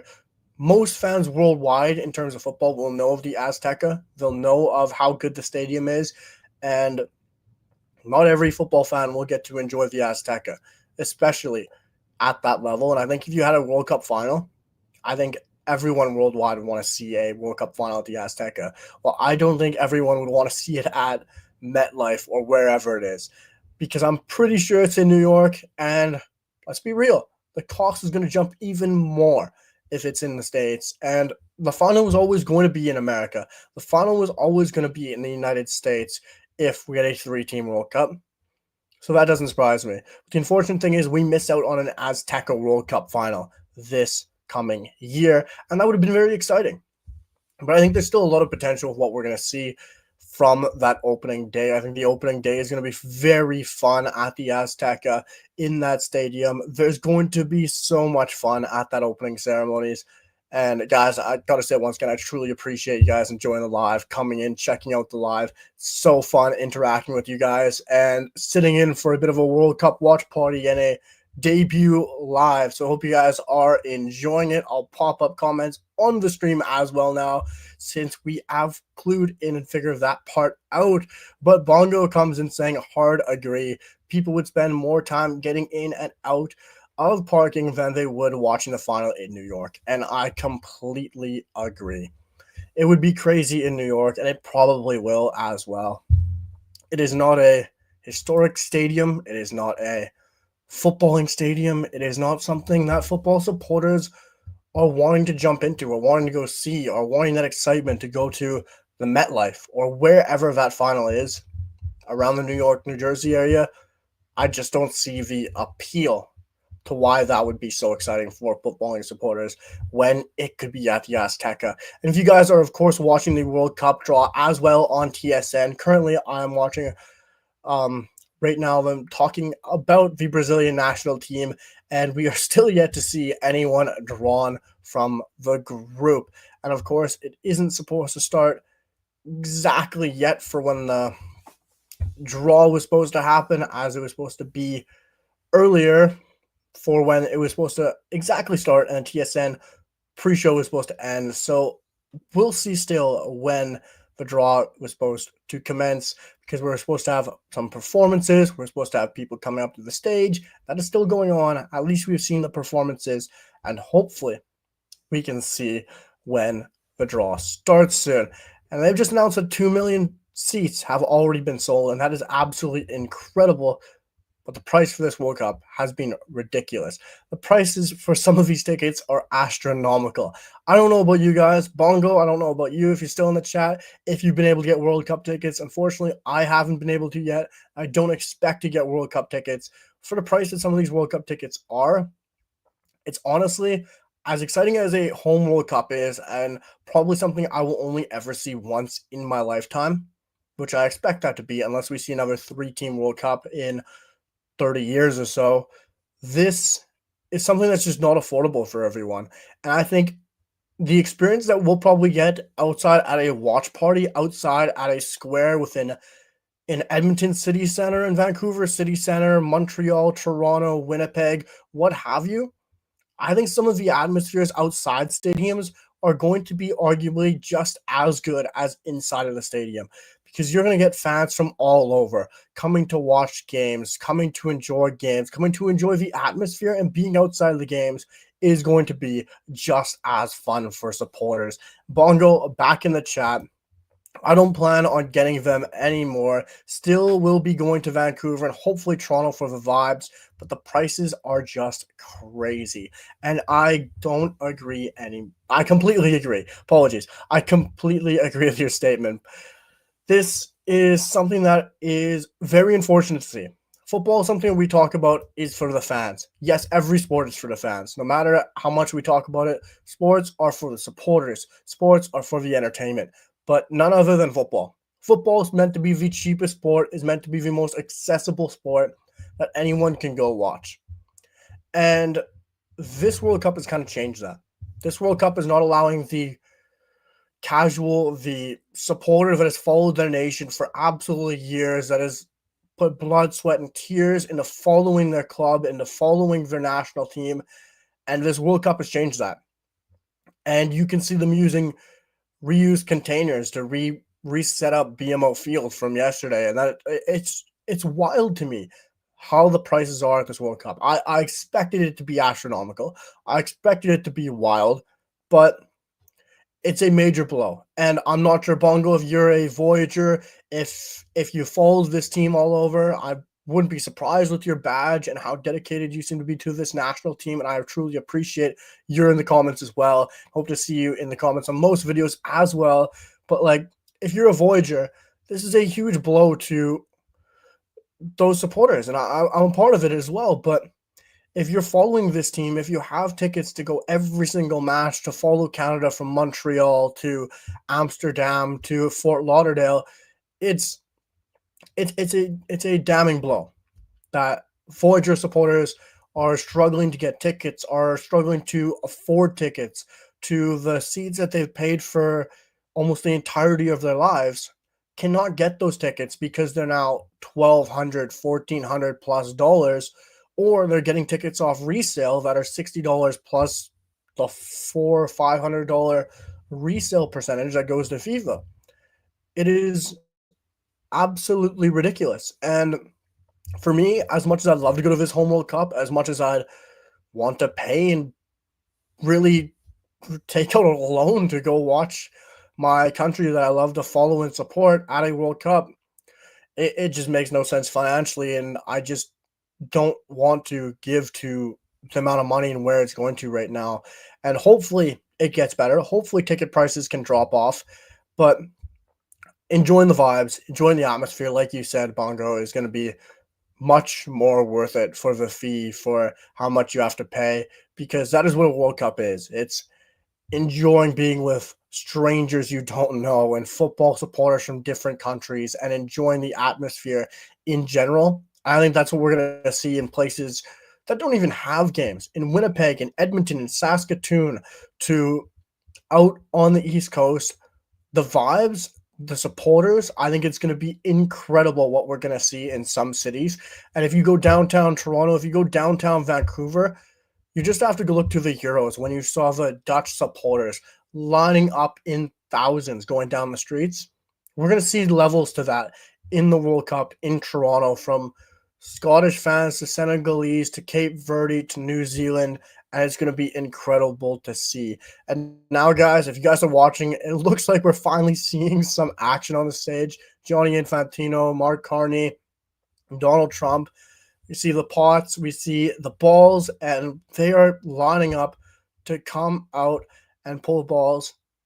And as Mark Carney has just said, this is the most popular sport in Canada for young boys and girls.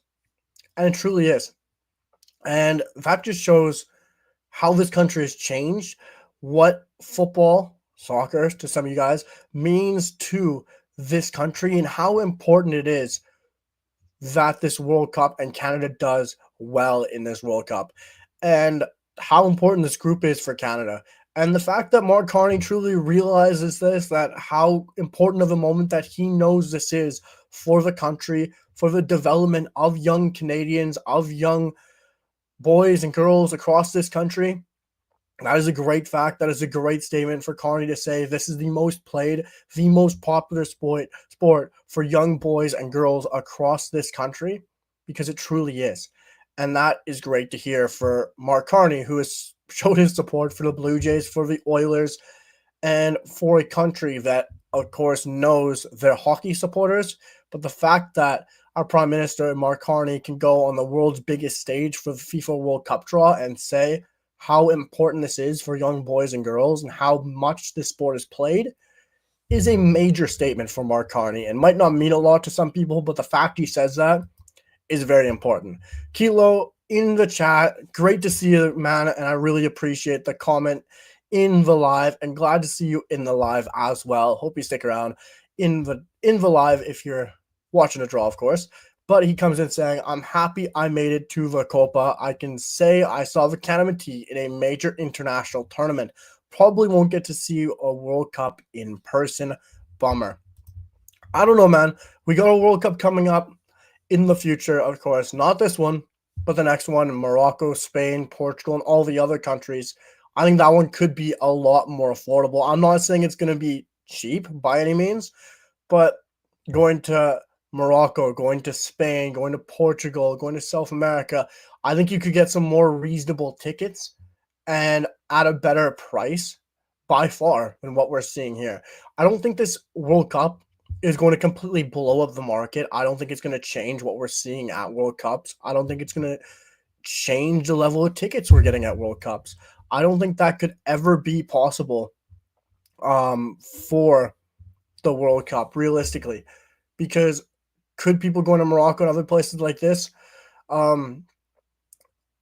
be really paying out this level of tickets? Could they have this amount of a price that we're seeing in North America and Canada, Mexico, and USA? I don't think so. So I think it will be affordable to go to other World Cups, but due time, we will see eventually. Kilo, I've been here the whole time. Nice to see you live. Truly appreciate it, man. I'm glad you've been the one viewer here the whole time. Means a lot. Here for the debut. And it's great to see you in the chat, man. Always there for my videos, always in the comments section. Been a huge part of the journey on the rise. And like I said, I'm going to try to continue doing lives. Hopefully, we will be doing lives every week if that's what you want to see. If that what others want to see, we'll try to do a live every week, whether it's Sunday night to wrap up the week, Friday night to kick off the week. Let me know what you guys think in the comments, of course, Kilo, but whatever works best for you. Not sure where you are at the World Cup, if you're watching on a satellite, cable, whatever, but I'm watching on a stream on my phone on TSN's app, and Gianni Infantino is currently showing the process of the ball. So I might be a second behind you, of course, but this is where we're getting interesting between Mark Carney and Mark Carney's looking to pull the first ball of the World Cup draw. And this is where it all starts, guys. Mark Carney pulling the ball for the World Cup. And the first team pulled is Canada. Mark Carney draws the first side, and it is Canada. What a coincidence. Mark Carney, Group D for Canada. That is fun. That is exciting to see the Prime Minister pull out Canada in his first reach into the pot. It doesn't become a better start for that. And it's Mexico coming out next into group. We'll see what group they're going to be into. Canada goes into Group B, so we will get to see them very early into the next pots on who they will play. And Donald Trump's already busting out the jokes. He says, I do think who we'll get to see out of this pot. Donald Trump breaking out jokes at the World Cup. Can we be surprised by that? Out of pocket comments from Donald Trump. But he is now pulled out the United States. As Donald Trump says, this is shocking. Not really, but Mauricio Pochettino on the screen. As we now see, United States have been placed into Group D, Mexico into Group A, and Canada into Group B. There we go. We have seen the first three nations drawn for the groups. Mark Carney opening up as the first nation to pull out, and we see Canada. Thankfully, Canada was the first side drawn and not USA or, of course, Mexico as well, but we waited so long. I'm glad to see that Canada was the first nation pulled at the 2026 World Cup draw. And yes, it was always going to be Canada, Mexico, USA being drawn first, apparently, as it's being shown. But as it looks, it could have been USA, as we do get there, of course, the host that gets to host the final. So you never know, it could have been them. But Gianni taking a nice little selfie with all three. But as Luke Wildman says, it is time for the World Cup draw. But of course, it's time for a commercial break. But guys, this is where it all begins. This is time for the excitement. This is time where we can get ready. I don't know if you're nervous, but I am extremely nervous. Bongo, yeah, I'm surprised the Yangs didn't insist on them being first. I completely agree. I didn't expect it to be all three host nations being pulled first in that kind of a situation. But there's, of course, nerves and everything going on. And like you said, I didn't expect them to not be the first ones pulled for this World Cup. I would have thought Carney would have been the Canadian he is and say, oh, whatever, we'll go third. But Mark Carney goes first and pulls Canada out of the pots. And thankfully, we don't have to wait any longer. Thankfully, yes, as they said, it would start at 12 p.m. Eastern time. And as we'd have it right now where I'm from, it is now 12 a.m. Central Standard Time. An hour later, we saw the first team pulled out. Almost an hour later, 55 minutes later, we were seeing the first nation pulled out of the pots. I predicted personally it would be around 30 minutes we'd see the first nation pulled out, but with all the build-up, all the concert that even Bongo said, it is what happens. We waited an hour. We've seen the first three host nations pulled out of the group draw, and now the fun begins. Now we can see who follows. Pot one, of course, isn't as exciting because we, of course, know what's in pot one. We know who's already there. We know the big nations. It's just where they land. Who's going to be at the start of the groups? Who's going to be at the end of the groups? When the fun really starts to build up is pot two. Yes, this is the anticipation. This is what we've been waiting for, to see Canada finally pull out and to see what group they're going to be in, so we can start to analyze their schedule and plan when we'll be traveling to Toronto, Vancouver, and buying more hotels or Airbnbs to go to the city and enjoy the vibes, as Bongo said. But now we can get ready to really see who Canada will be playing at the World Cup. For me, I've been waiting months for this. You think months ago when Canada was playing against Australia, and we were thinking that World Cup draw is just a few months away. You could see TSN build up to it on commercials and commercial breaks, and you could see all the ad breaks and anticipation to it. But you're thinking, God, it's so far away till December. Christmas time is so far away till we can see a World Cup draw. And I'm not sure about you guys, but I might have been more excited for the World Cup draw than I was for Christmas. Like, this is something we've been waiting for so long. The 2026 World Cup, when Alphonso Davies was on the stage announcing that Canada is going to have the World Cup at home in 2026, when we were going to see who Canada would be playing at the World Cup. And this is where it truly begins, when Jesse Marsh will be able to start diving in, analyzing who will we be playing, who will Canada open the World Cup with at BMO Field. It's going to be very exciting. And I know on the channel, in fact, for myself, for you guys in here, and later watching this back, I don't know if you'll be watching the whole thing back. That would be crazy to watch the entire thing back. But if you guys do watch the whole thing back, but I will be, of course, breaking down who will be playing, doing separate videos of each team throughout the year, throughout the coming months, how teams are playing, breaking down their matches coming up in the March window. We'll be diving into every single thing about these teams that Canada will be playing and the three teams in their group in the upcoming months. I'll be doing deep dives into their squads, into how they'll affect Canada, into their styles of play, as well as their key players. We'll do all the content around Canada's opponents as their draw and give you guys all you need to know in the lead up to the World Cup about Canada's World Cup draw in Group B. And it's just so exciting to see this, guys. I'm not sure how you're feeling. Guys, let me know what you guys think down below in the comments, how you're feeling about the draw. what your predictions were when you finally see a team drawn out of pot one. I do not think it would be 56 minutes. I don't know about you guys, but it's truly crazy. Bongo, nervous AF. I don't blame you. Let me know what you guys continue to think down below in the comments about who you guys predicting us to face. Do you guys predict us to get a certain amount of points? Who you guys want to see us play? If you want to see us play your other nation that your family background is, let me know down below in the comments, of course, guys. But we're slowly getting into the World Cup. We're slowly getting into the draw. At least we've seen 3 countries drawn. And there's so many topics we could be getting into right now. There's so much we can dive into. And let's just quickly go back to the teams that are available for Canada to draw. And of course, we've seen people dive into it and talk about who Canada's group of death could potentially be. But I'll give you guys my group of death for Canada and what it could be, and the biggest group of death possible at the World Cup, in my opinion, before we've seen it.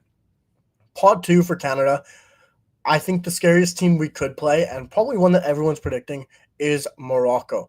I think Morocco could be the scariest team possible for Canada.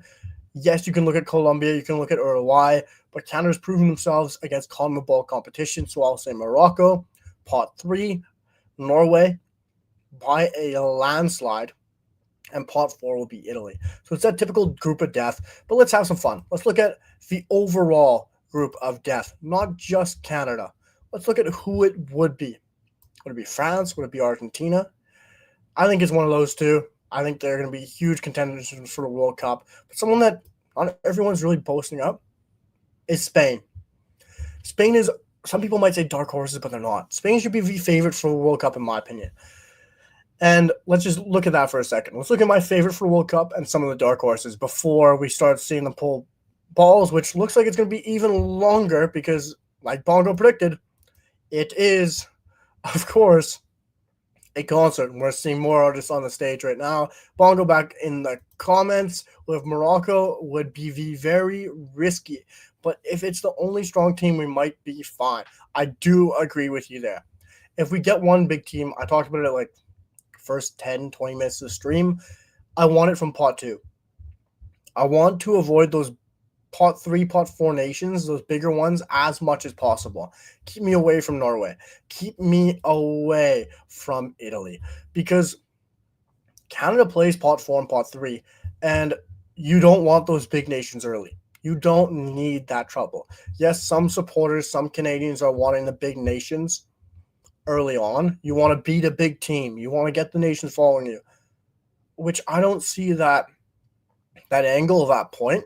I think when Canada really looks at this World Cup, when Jesse Marsch looks at this World Cup, he'll probably think, give me an easy team. Give me something I think we can beat immediately.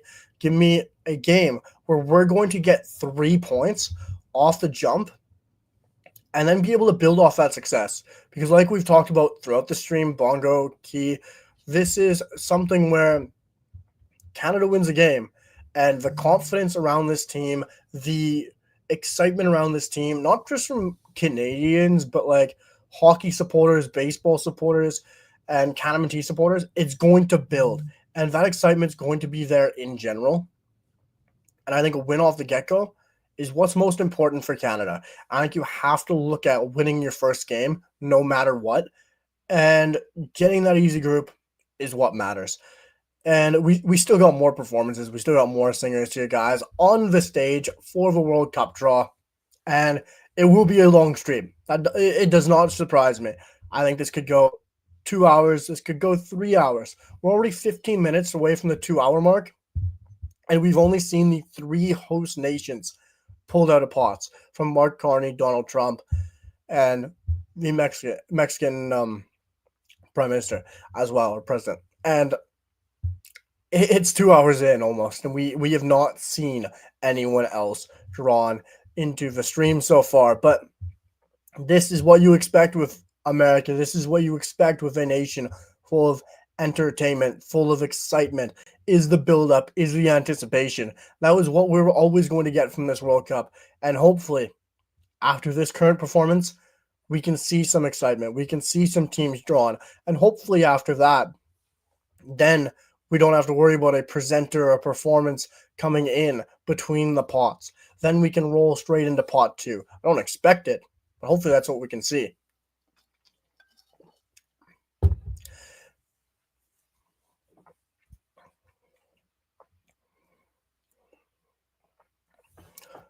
But guys, like this is typically what we were going to get with the stage.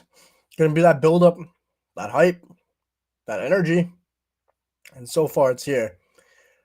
Wouldn't mind seeing that FIFA World Cup theme song once again, hopefully, so we can get a bit of a vibe check on how we all feel about that World Cup song once again.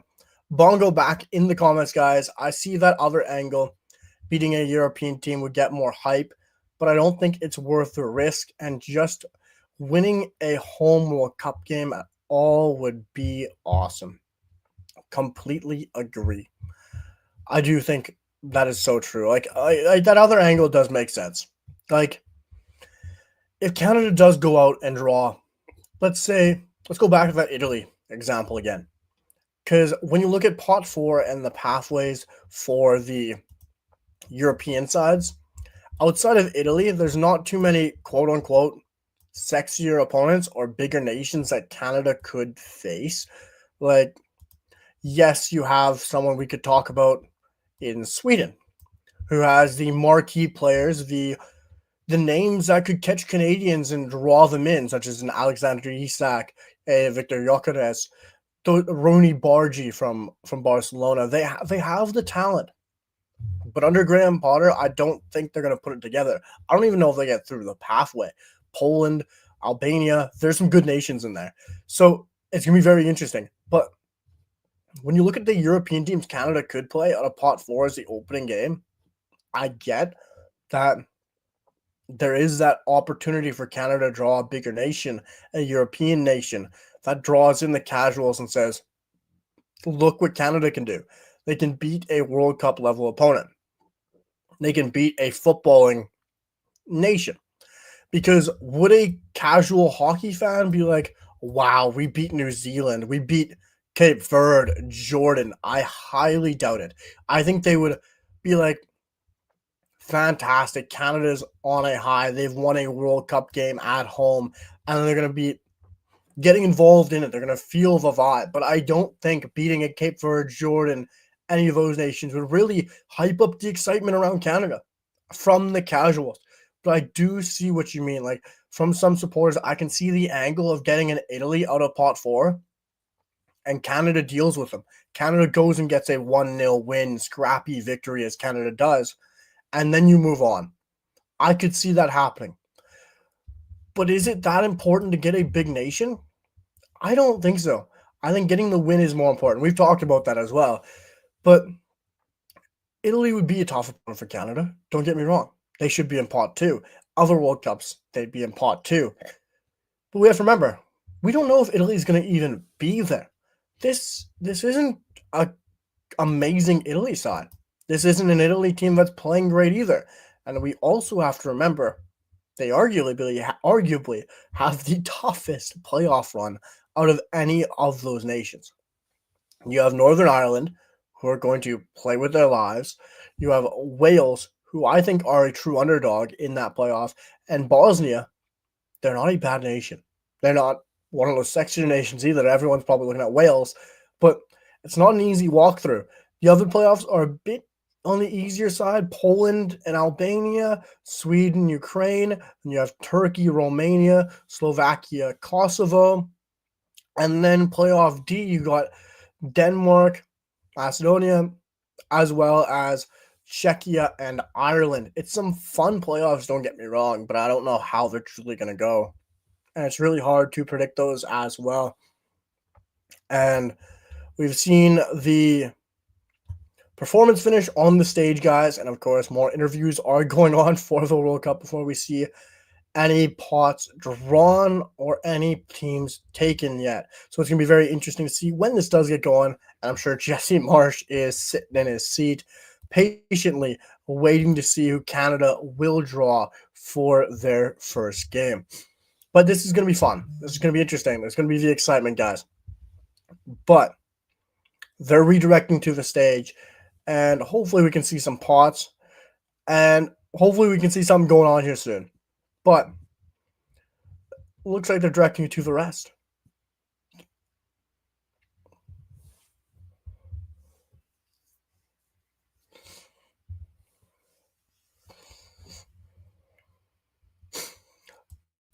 Bongo back in the comments, personally hoping for us playing Poland because I have a bunch of Polish coworkers. That would be interesting. I think it'd be a interesting game where Canada would probably look to hold possession. But for myself, I have conflicting interests with that because my parents' side is Polish Norwegian, and I don't know how much I would love to see Poland play Canada or have conflicting interests. Of course, I'd be supporting Canada, but I think it would be a fun matchup. Like stylistically, you're seeing Lewandowski, you're seeing a rejuvenated Polish side, and they I think they make it out of that pathway. I think they make it past a Sweden. I think they make it past Ukraine and Albania, but Poland would be a very interesting one to play. I just don't want that conflicting interest.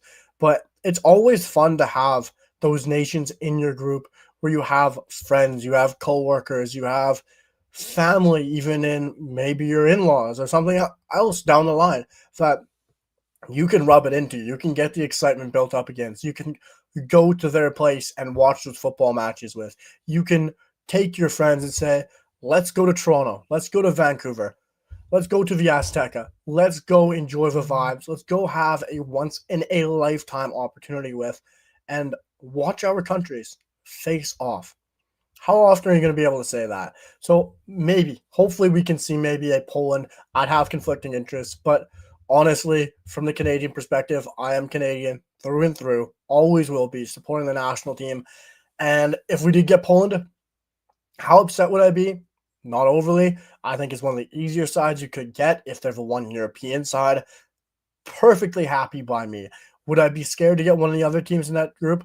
Absolutely not. Because I think if Sweden comes out of there, perfect. That's a great draw for Canada stylistically as well, but also with the big name pull that they have on the Swedish national team. Albania, no. Ukraine, unfortunately, not really. But Ukraine coming back to Canada, that would be a great game. You got such a big Ukrainian-Canadian heritage throughout the country. We saw it at the Canadian Shield. Canada played incredibly well against Ukraine. Ukraine against Canada. All four of those games would be great. So I wouldn't mind that pathway for Canada. And I think those opponents are really the best fit.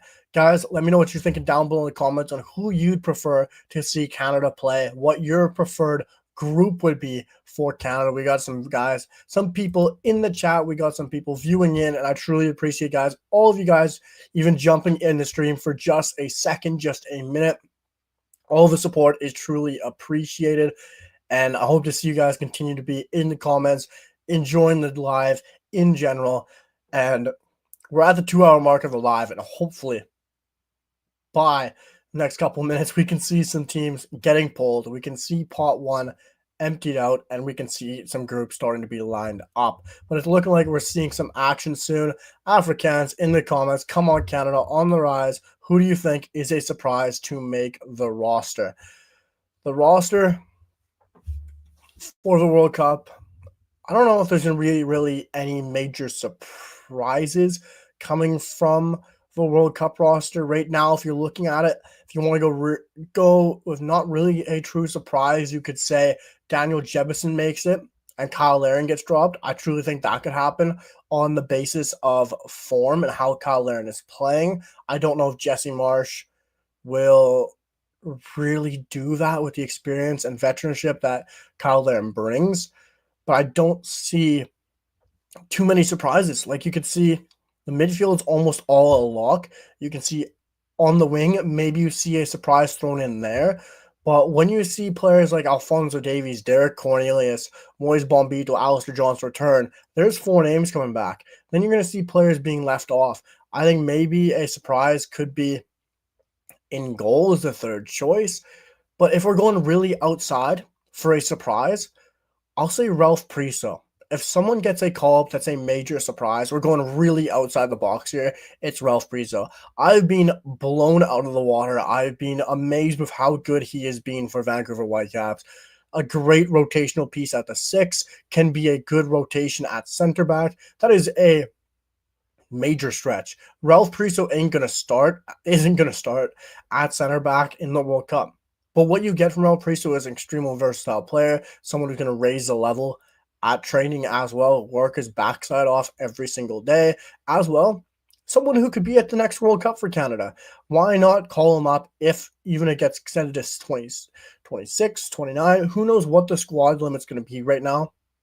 So I'll say Ralph Priso. I'll say potentially Daniel Jebison. And really, it'll be more interesting to see who is left off this roster, Afrikaans, because when you look at Canada, you got 4 guys returning. You have 5 guys returning, probably with Liam Miller. So you got Miller, Alfonso, Moise Bombito, Derek Cornelius, Alistair Johnston, 5 players returning to the squad. It's going to be who's left off the squad that I think is going to be a real surprise. Maybe you got Jaden Nelson probably being left off, I would say, come the World Cup draw, when you have the versatility from Alfonso Davies, Liam Miller, Ali Ahmed, Tajon Buchanan. It's going to be filled. Who knows what happens to Junior Hoylett, even though I think he should get called up. You have Jonathan Osorio. It is going to be very fun to see who gets added in this World Cup squad.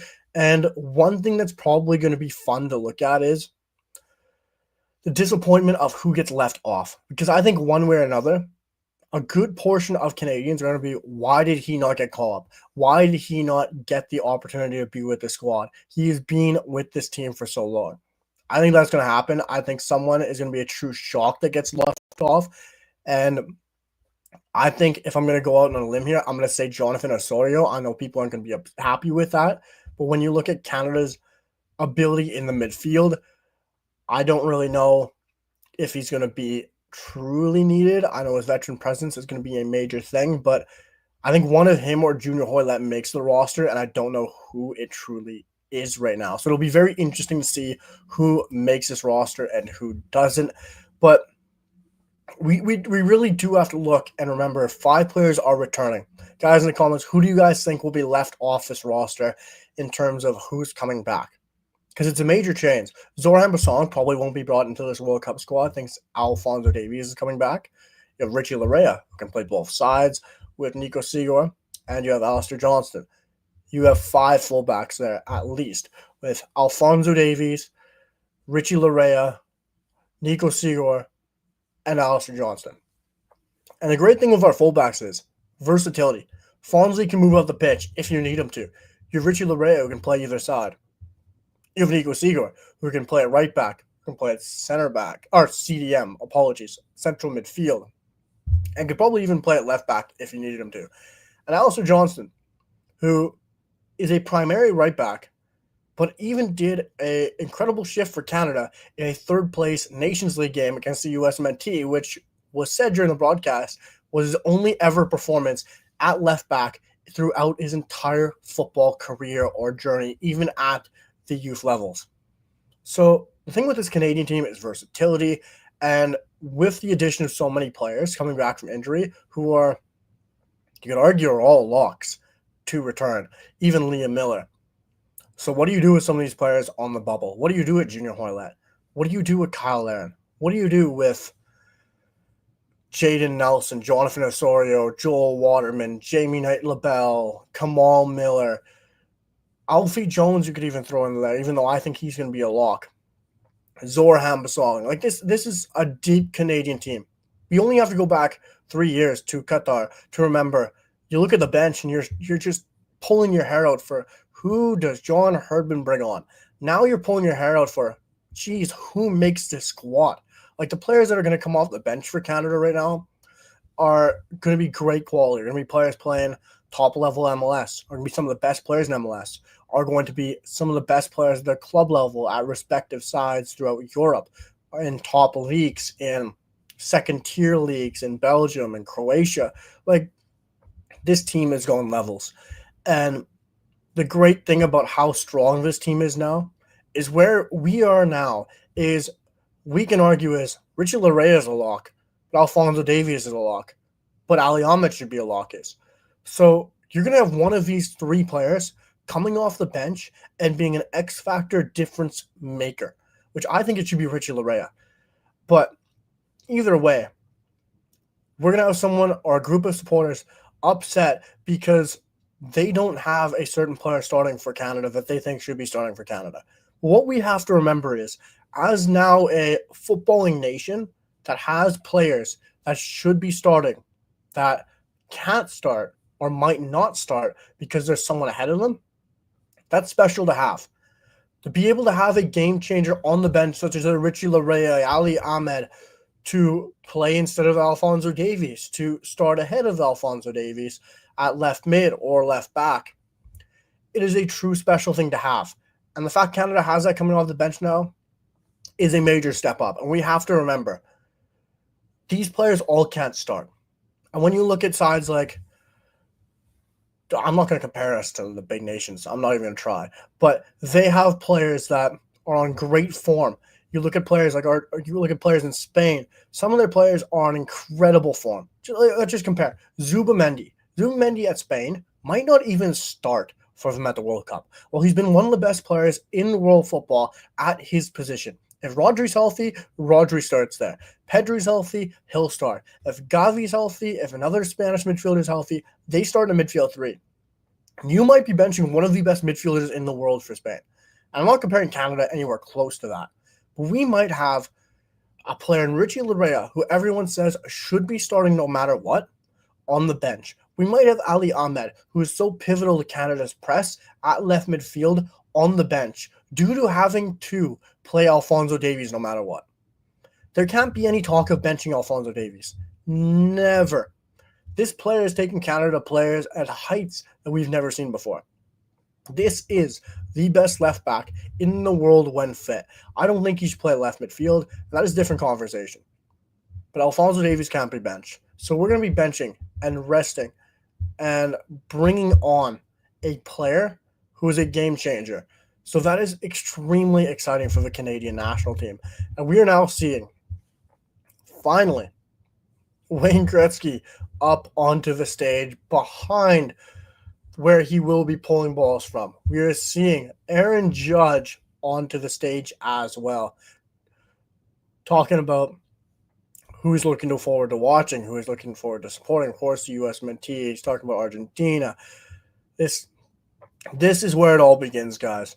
Rio Ferdinand bringing up Shaquille O'Neal and everyone to come pull the balls. And this is really where it's going to begin. This is really where it's going to start. And I can't explain or begin to explain how exciting, how nerve-wracking, the lack of sleep I am running on from last night, not being able to focus for what was going to happen for Canada today and all the different scenarios possible for the Canada team. Bongo, back in the comments, but man, great to see you're still enjoying the stream. Great to see you're lasting throughout this 2 hours of wait and anticipation for Canada's draw. But he comes in saying, bit of a tangent, but have you seen the leaked Team Canada jersey? If so, what are your thoughts? Man, there's no tangents. There's only true topics, and as long as it's Canada, as long as it's Canadian relevant, we're always going to talk about it, man. So don't worry about that. Yeah, I've seen the jerseys.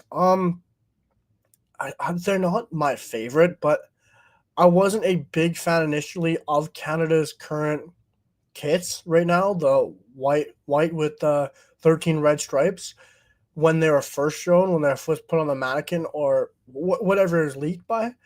And then when they put them on, when they're wearing them, when you can see it on the pitch, I think it's a completely different style. I think it's a completely different look. I think the jerseys can look different when wearing them, when in fashion, when not just leaked as well. So hopefully it's a bit different than what's been leaked so far or what's been shown. But I really think there is potential. I'll put it this way: there's potential to the jerseys. I think it has more potential than the World Cup song that we saw to start this show we're watching, or presentation, or whatever we're calling it now, for this long drawn out process FIFA has gone on for so far. But I think the jerseys have potential. I think they can be nice. And even to talk about another jersey for Canada's Olympic hockey jerseys, I think even there, I like the red ones. I like the white ones. The black ones, I don't like at all. Who knows? They might look better on the ice. Give it time. We might like them on the pitch. We might like them when we see them in store. And Canada might have, or their kit makers might have gone for a more fashionable look.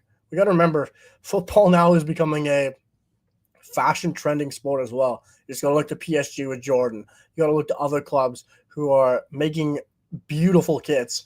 And they're the one sport that you can truly wear a kit out and it doesn't really stand out and look weird. So maybe that is what the kit sponsor, if I recall, I'm pretty sure Canada's with Nike. So hopefully Nike, if I'm right, smashes it. And hopefully the league kit looks better in person.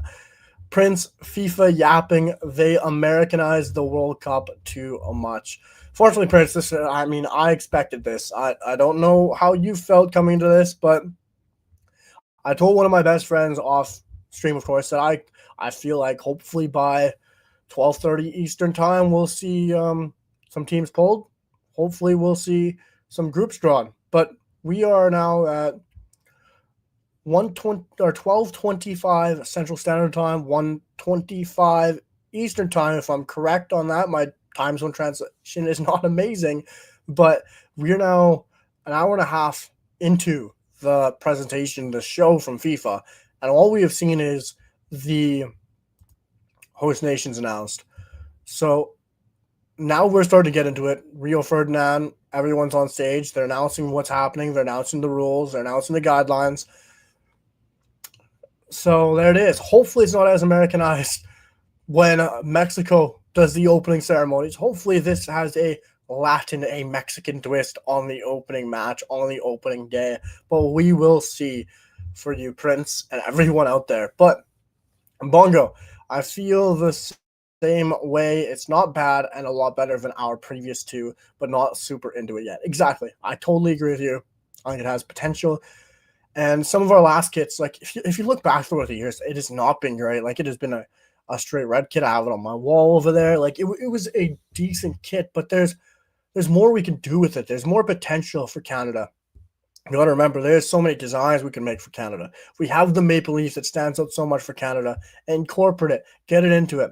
We are now pulling the first ball from the pot, and I'm not going to deny it. It's my GOAT, Tom Brady. I'm a Patriots fan. But Tom Brady has pulled Brazil, even putting a little bit of a flair on the way he's saying Brazil as well for Tom Brady. Carlo Ancelotti's Brazilian national team, who had a not great CONMEBOL qualifying. He wasn't there, but he is now a Brazilian manager, one of the most interesting and exciting managers and historic managers in world football. Pulled it, and Brazil lands in Group C. Apologies. And we are seeing the next team from Tom Brady here on my screen, and we got Germany already, who land themselves into Group E, the 8-time finalists. Bongo also in the comments. As for the Olympic hockey jerseys, yeah, I quite like that white one design, but why is the quality of the ones I've seen in store is not worth the price. Fair play, Bongo. I'm not the biggest hockey fan. I've just seen the jerseys. I've just seen the design. And I'm sure the jerseys are going for extortionate prices, probably $150, knowing the market. But Netherlands have been drawn into Group F. And a side in Netherlands who I've made, who is a Netherlands background and Dutch heritage, but they are a side that I think has potential to go far in this World Cup, and have always really been, you can't really say underdogs in the Netherlands, but they're never predicted really recently to win the tournament. And the Red Devils are out of the pot from Tom Brady. It is Belgium, and Belgium, don't want to be harsh here, but kind of the imposters out of the bigger nations here in pot one. They're not a Netherlands. They're not an Argentina, a Spain, a England. One of those nations. Belgium sort of dropped off recently. I'm not sure what you guys think in the comments, but Spain comes in as the next group to Group H, the team that we will see go far. And for me, Spain is my nation that I think will win the World Cup. Not bold at all, guys. I know it's not bold, but Spain are the nation that I expect to go deep. Spain are the nation that I expect will go very far into this tournament and probably be in the final. But the current world champions, the defending world champions, Argentina and Luis Scaloni's side get drawn right after Spain into Group I, and this is just excitement. This is what we've all been waiting for. All the groups, all the sides being announced. And Rio Ferdinand says it is the first factor we have seen in the draw, guys. I know I'm reiterating a little bit what you guys are probably hearing on TSN, but Argentina gets skipped from Group I into Group J, and that will create some interesting pots, really, or some interesting groups as well. Tom Brady pulls France out as well. Didier Deschamps side, from me, still have quality, still have excitement. I don't think they're one of the favorites. I mean, probably by the bookies' favorites or the betting odds. I don't know what you guys think in the comments. If you guys are still high on France, if you guys think France will go deep, if you guys think France will win the tournament. But I don't think they're going to be the side that they were last World Cup, which is probably crazy to say. But Portugal come out next from Tom Brady, and a side which look very good right now. Yes, Cristiano Ronaldo is always going to be in a topic, is always going to be the man of question, no matter if he's in a World Cup or not. And Cristiano Ronaldo's Portuguese side go into Group K, with England as the last side going into Group L. Let's look at Portugal for a second. Let's talk about Portugal just for a teeny second. This is a side with one of the best midfield quartets, groups, trios, whatever you want to call it in world football. Portugal, Bernardo Silva, João Neves, Vitinha. What a trio. Bruno Fernandes. This side rivals Spain for the best midfield in the world, rivals England for the best midfield in the world, France. And it's going to be very interesting to see how Portugal does in this World Cup. But I think they could go deeper into this tournament than we've ever seen before. I think this could be a Portuguese tournament that we could really remember. I'm not saying Ronaldo is going to get his fairy tale. I'm not going to say he's going to win it. I've already said I think Spain win this tournament. But World Cup, as long as you make it out of the group, anything can happen. It's a one-off game. It's a one-off opportunity. And it's really how good you can do in that match. And we got to remember, a team that has a true game changer, a moments player like Cristiano Ronaldo, anything is possible. And he won his side of Euros. He's brought glory to Portugal like they've never seen before. I'm not saying they're going to do it, but there is true potential. Portugal could go win a World Cup. It's a great Nations League. And I could see Portugal and Spain going out and battling for this World Cup.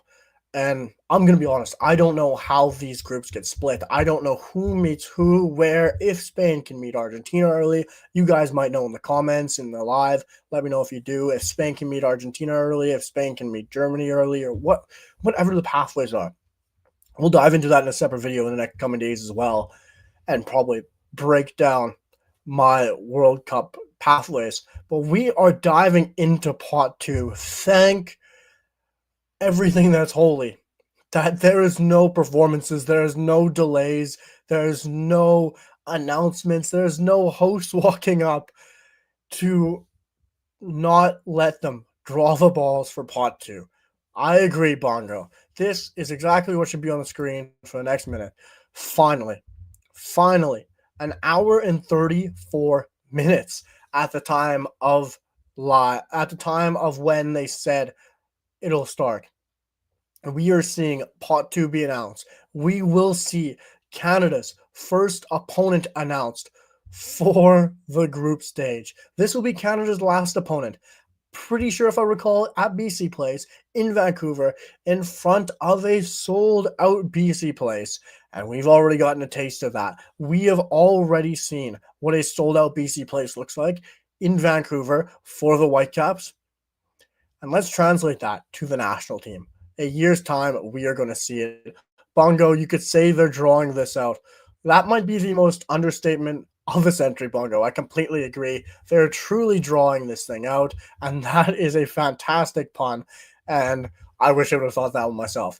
But this is the group where things could change for Canada, where things could alter how Canada's World Cup will look. Thank God we are early in this draw. We will see who Canada draws very soon within this draw because we are in Group B. We will find out our destiny in the last match day very quickly. Before it gets announced, before they pull them, guys, if you're in the live, let me know in the comments who you want to see Canada play in the last match day in British Columbia in Vancouver, BC place. I've already said it. I expect one of the Asian nations, but I want Austria.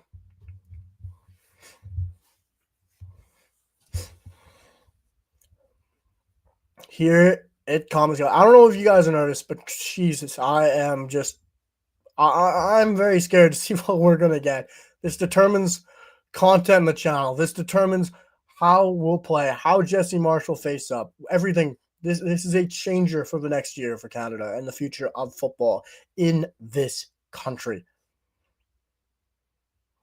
Korea Republic will face Mexico in Group A. That is quite the start. And there's one of the Asian teams. There's the side that I expected Canada or predicted Canada would play. So that's already out the window. But here, this is Canada's group. This is who Canada gets in pot 2 from Shaquille O'Neal himself. This is the moment we've been waiting for. Switzerland, as it was on Park the Bus podcast, where their mock draft said Canada would get Switzerland. I don't know if you guys watched it, but Canada lands Switzerland. This is something we can be relieved of, in my opinion. I know on Park the Bus, they said this was one of the worst outcomes out of pot 2, but we can dive into this now. We don't have to worry about what's to come. Canada gets Switzerland. I'm going to slightly move my phone so it doesn't keep vibrating against the screen. I don't know what you guys have to say about Switzerland. Morocco get Brazil. What a group. We are already seeing the makings of the group of death. We'll dive into the Canadian group when this is all resolved, when we see the end of pot 2. But what a game. Morocco versus Brazil. I am here for this. This is already where the hands are shaking. We are here for it. We've seen Canada's first opponent, or one of their first opponents at the World Cup. USA, the moment we've been waiting for as well. Our CONCACAF rivals in every single sport. They land Australia. What a draw for the Americans. Getting the Socceroos. But this is a side for... Unfortunately, Bongo, I'm not sure if you're ahead or behind. You're slightly behind, but Morocco went to Brazil. Crazy draw. But USA get the Socceroos. And that's a favorable draw for the Americans. And something that they'll probably be very happy to get. Canada, Morocco, or Canada, Switzerland, the CONCACAF sides are doing very well with who they've gotten so far. No problem, Bongo. That is all good if your stream's a little bit behind. We're here to enjoy the ride together for this wild ride of a World Cup draw. And Ecuador goes to Germany, the making of another group of depth. That is a very exciting group already. Germany and Ecuador, a side that likes control, possession, control, tempo against one of the best sides, if not the best side, actually, in world football defensively for Ecuador, who are fantastic across qualification. Japan versus the Netherlands. One of the sides I did not want for Canada from pot 2. I'm fine with Switzerland. I'm not really over the moon, but with one of the opponents you could have gotten pot 2, this isn't the Switzerland from old. This is a beatable Switzerland side, and I'm fine with it.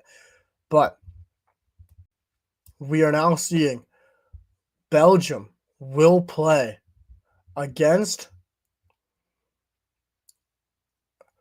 Iran. Okay, that is a interesting group. Right now, I'm not going to criticize Belgium. I'm not going to criticize Iran, but that will be a bit of a weaker group. If you're in Norway, you're licking your lips. You're getting excited. That is the group you want to be in. If you're in Italy, you want Belgium. You want Iran. You want Group G. So that is a very interesting potential group as well. I completely agree with you, Bongo. Japan versus Netherlands will be a great group. That'll be fun and entertaining.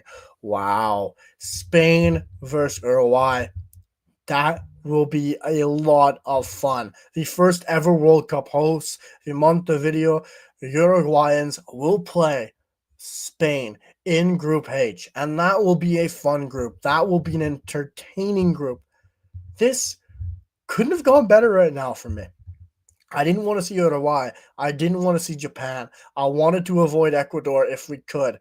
And so far, Canada's done just that.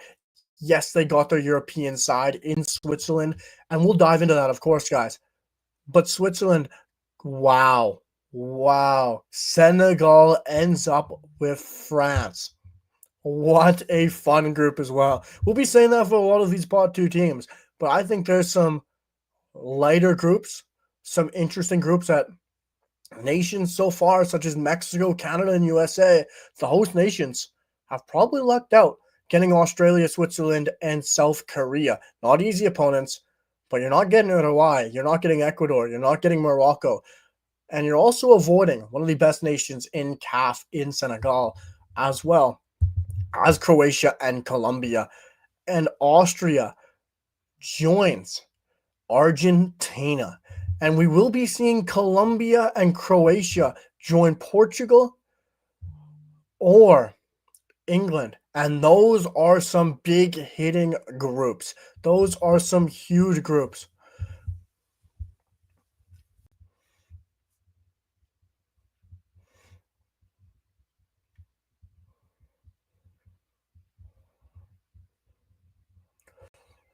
Colombia will face Cristiano Ronaldo's Portugal, and that will be an intense match, a high-flying game. And we'll be seeing James Rodriguez against Cristiano Ronaldo, Bruno Fernandes against Diego Munoz. This will be a fun game. We'll see a bit of a derby there. I completely agree with you, Bongo. Oh, that's going to be a fun one. And England against Croatia. What a game that'll be. England, Croatia, the 2018 finalists against England. That is all. We are seeing multiple groups of death starting to line up. Group L, England, Croatia, as well as Portugal, Colombia. But what's most important here, what was going to continue and be the talking point, was the host nations. What was going to be massive for this region, for CONCACAF, was going to be who Canada, USMNT, and Mexico found from pot 2.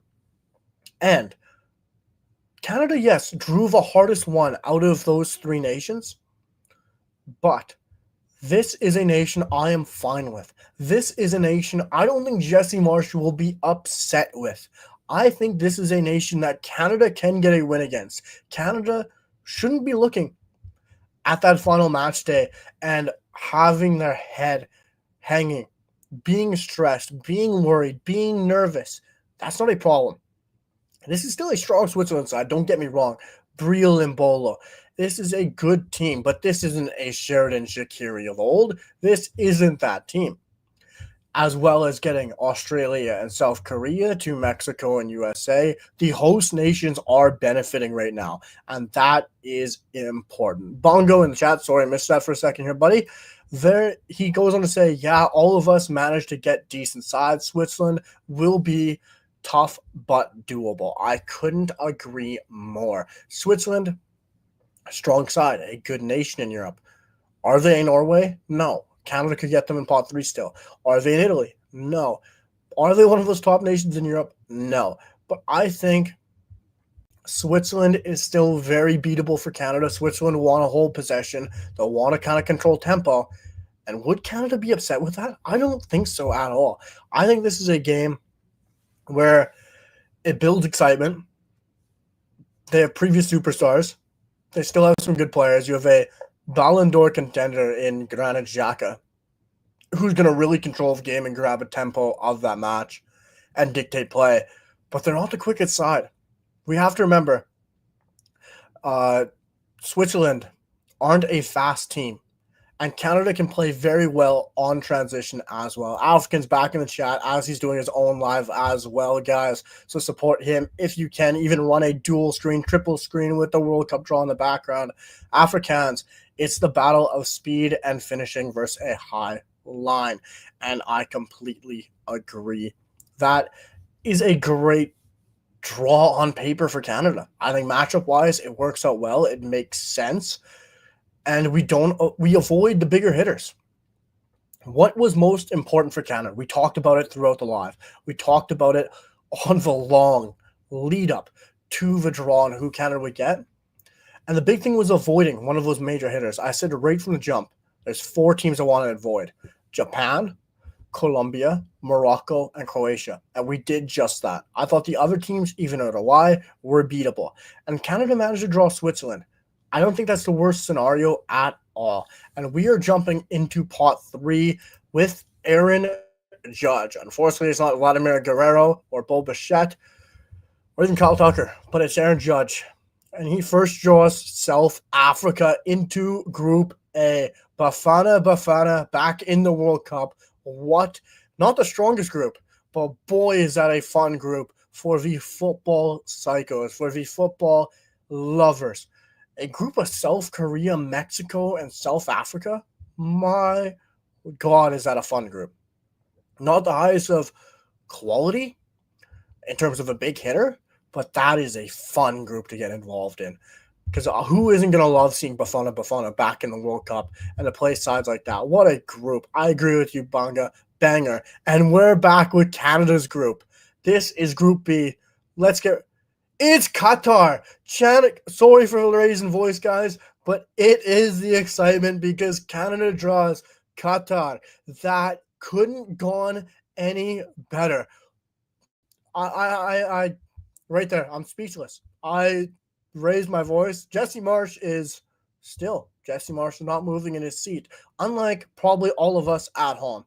Landing Qatar was the best situation possible. As Banger says, I'm not gonna throw a loop into anything and swear on the channel, but hell yeah, and I will join you there. But Paraguay joins USA in Group D. The host nations are flying. Can we just? Has Donald Trump rigged anything here for Canada, Mexico, and USA? I'm starting to get a little bit nervous about that, but that's fine. He loves a bit of rigging, and we're fine with that. Kilo, we might get our first ever world. I don't think I'm not going to get too excited here, but I think might be an understatement now. Getting Qatar, can we remember how poor Qatar was in their home World Cup with their own supporters backing them? The conversation around Qatar might have been, are they the worst host nation ever? I'm not going to say it's a lock win. Never. That's not how World Cups work. But I don't think there was a better side Canada could have pulled out of pot 3. I didn't see my Norway, and this is what we needed. And Bongo, I think we might Kilo. I'm glad to see the cohesion. I'm glad to see the chemistry within the live chat as well. This is what we want, guys. Happiness, positivity, no negativity, no hate within the comments. That is what I love to hear, guys. And Cote d'Ivoire, back in the comments, go into Group E with Germany and Ecuador. A huge group as well, and that is a group of death as well.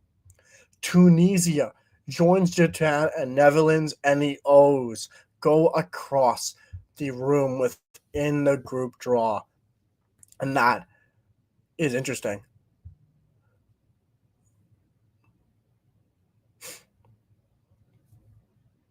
But Tunisia cannot draw the same group as Morocco, and Brazil. So we have to, of course, jump to Group F with Japan and Netherlands. So we're still waiting for Brazil and Morocco's group of death. I'll get to your comment in 1 second, Kilo, as we're revealing Egypt, who can, of course, not draw Group C once again. And Brazil and Morocco are still waiting their opponent as we see Egypt. I'm pretty sure we'll hop to Group H, which will be revealed in a second. But Kilo, let's jump that into the comments, as I just remember being hyped as F for Qatar, the World Cup, and then completely disappointed, as we all are. But I'm hyped facing Qatar, and I agree. But Belgium draw Iran and Egypt. Belgium must be excited right now. Nothing against Egypt, nothing against Iran, but that is a pretty good walk for Belgium right now.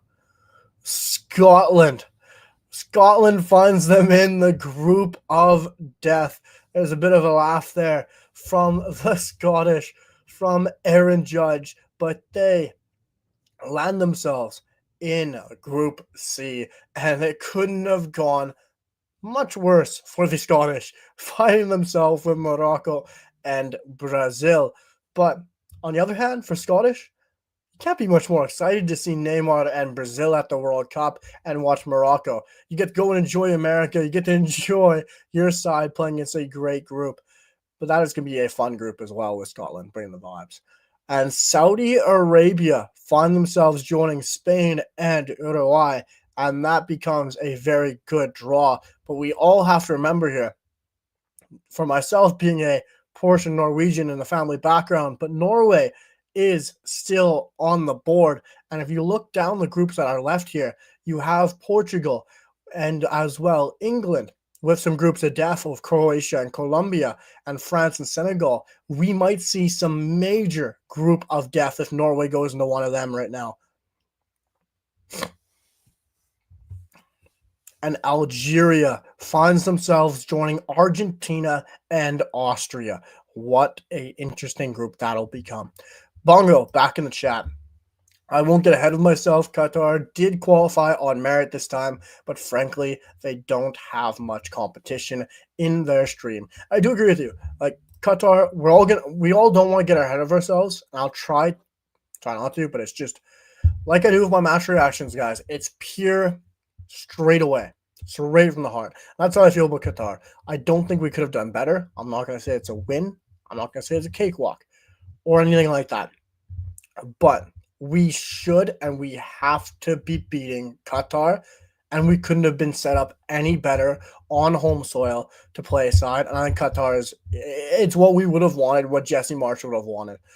And I do agree they did qualify by merit. They did play well in situations. They do very well in those competitions in their region. But we have to remember this isn't a strong side. And Qatar isn't really a side that should struggle this Canadian side with the anticipation that Canada does have. So I do agree with you, Bongo, as well. We have seen Uzbekistan get drawn into Group H with Portugal and Colombia, and Norway and Panama sit on the board. And Panama finds themselves with France and Senegal. But wouldn't it have been funny to see England draw Panama once again? Unfortunately, it doesn't happen. But can we talk about the true group of death? It is already made. It is already done. Oh, Panama does find themselves with England, Croatia. My mistake. These guidelines are throwing me off. But France and Senegal will get Norway. Now that is the group of death. That is the group where people are afraid of. And as a Norwegian myself, in family background, that was not the group I was hoping for. I can tell you that for free. Norway, France, Senegal. I'd pair that right now, of course, with Germany, Cote d'Ivoire, and Ecuador. Two groups right now that are easily my groups of death and are going to be very interesting, are going to be very tight, and are going to be very exciting football matches to watch. But right now, as they throw an interview, as they go to Torre, we are going to break down Canada. This is why we're here. This is the excitement, was to see who Canada will play. And let me know how you're feeling in the comments still, guys. We have Afrikaans talking about how we have life. Let's throw that up as we talk about Canada right now. Bongo, Kilo, everyone who's in the live, let me know what you guys are thinking. It couldn't have gone much better for Canada. Realistically, it couldn't have. You get Qatar, arguably the easiest side out of pot 3, the side which really everyone probably wanted. If you made your easiest group, if you made the dream draw, it was Qatar. I do not want to face Bafana, South Africa making their return. Saudi Arabia can be managed very well and are a decent side on their day, which proved against Argentina.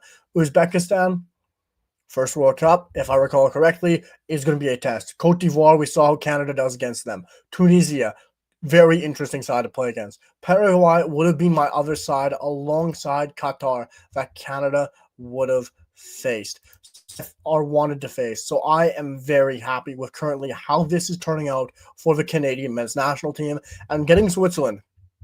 Boy, it couldn't have gone much better. Yes, the Swiss have a great side, but it isn't the Swiss of old. This isn't the 2010, 2014, 2018 Switzerland national team.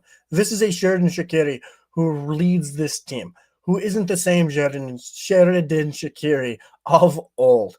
This is also a team centered around Granit Xhaka, who don't have the pace that the Canadians have. The Swiss want a control game, technically want to set up very smart, are going to look to hold possession and dictate a match against Canada. But Canada avoided the big hitters. Canada avoided those teams that we are now analyzing as groups of death. The teams that would have gotten Canada and been licking their lips and saying, thank God we got Canada. Every team, we've talked about this for months, whether it's on Northern Football, whether it's on the Rise, Afrikaans, whether it is on Park the Bus, everyone said Canada is a team that everyone will want to get. But who would Canada want to get? Canada's getting who they want to get. They're avoiding those big teams at a pot too. They're not having to worry about those big hitters. They are getting Switzerland, a side that isn't in their prime anymore, but a side that is going to be very tough. Don't get me wrong. I'm not going to say Switzerland's a win, but it's going to be a challenge, but a doable challenge, as my man Bongo said earlier when they were drawn. But Bongo's back in the comments. I'm very happy with this. Not the best, but still more than good enough to give us a chance to get to the knockouts. I couldn't agree with you more, Bongo. Kilo. I think there were a lot worse pot 2 teams Canada could have drawn. So I'll take that, I guess, and I'm very hyped. Canada drew Qatar. As I already said, this is where we should almost expect a win. And I agree. We've talked throughout this 2.5-hour stream, and I'm so appreciative that you guys were able to stay for this whole time so far. Bongo, Kilo, everybody else who has been with me throughout the stream. I truly appreciate it. But I do agree. The first ever win in a World Cup is important. And like Kilo says, we might just be getting it. And now we have our man, Wayne Gretzky, announcing who Canada will draw. But Path D, Republic of Ireland, North Macedonia, Czechia, and Denmark will be joining Mexico, South Korea, Bafana in Group A. And that, for me, is fine. I think that's one of the more difficult playoffs Canada could have gotten in that draw. But will this go perfectly for Canada? Here it is. Canada's first opponent at the World Cup, pulled by our icon, our GOAT, Wayne Gretzky.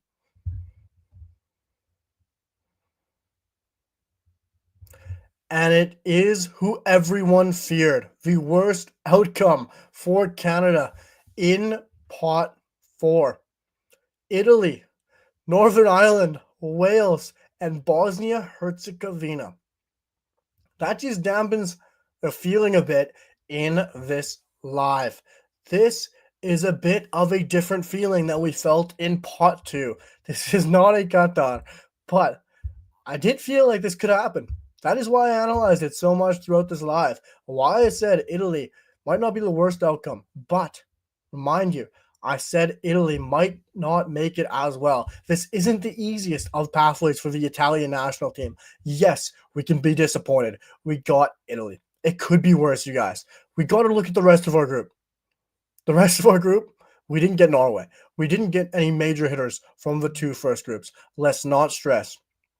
Let's not throw our toys out the pram. This could have been a lot worse. Canada is going to face one of Italy, Northern Ireland, Bosnia, or Wales. Bongo, we still have a solid shot, but it's going to be tough. I definitely agree. We got to remember, guys, 3 points can get you out of a World Cup draw. It could happen. And this is possible. 3 points can get you out. And why can't we beat Italy? And who knows? Italy might not even be at this World Cup. Let's dampen expectations a little bit here. Let's say we get 3 points from Italy. Or pardon me. Let's say we get 3 points from Qatar. Let's look for a point somewhere else. Do we get a draw against Switzerland? I think it's possible. Could we beat Switzerland? I think it's also possible. And then you look at that first match against Italy or Bosnia. Let's think about if it's Italy. I think Canada could realistically beat Italy. Do I think we will? Maybe not. But that is that big game some people were hoping for.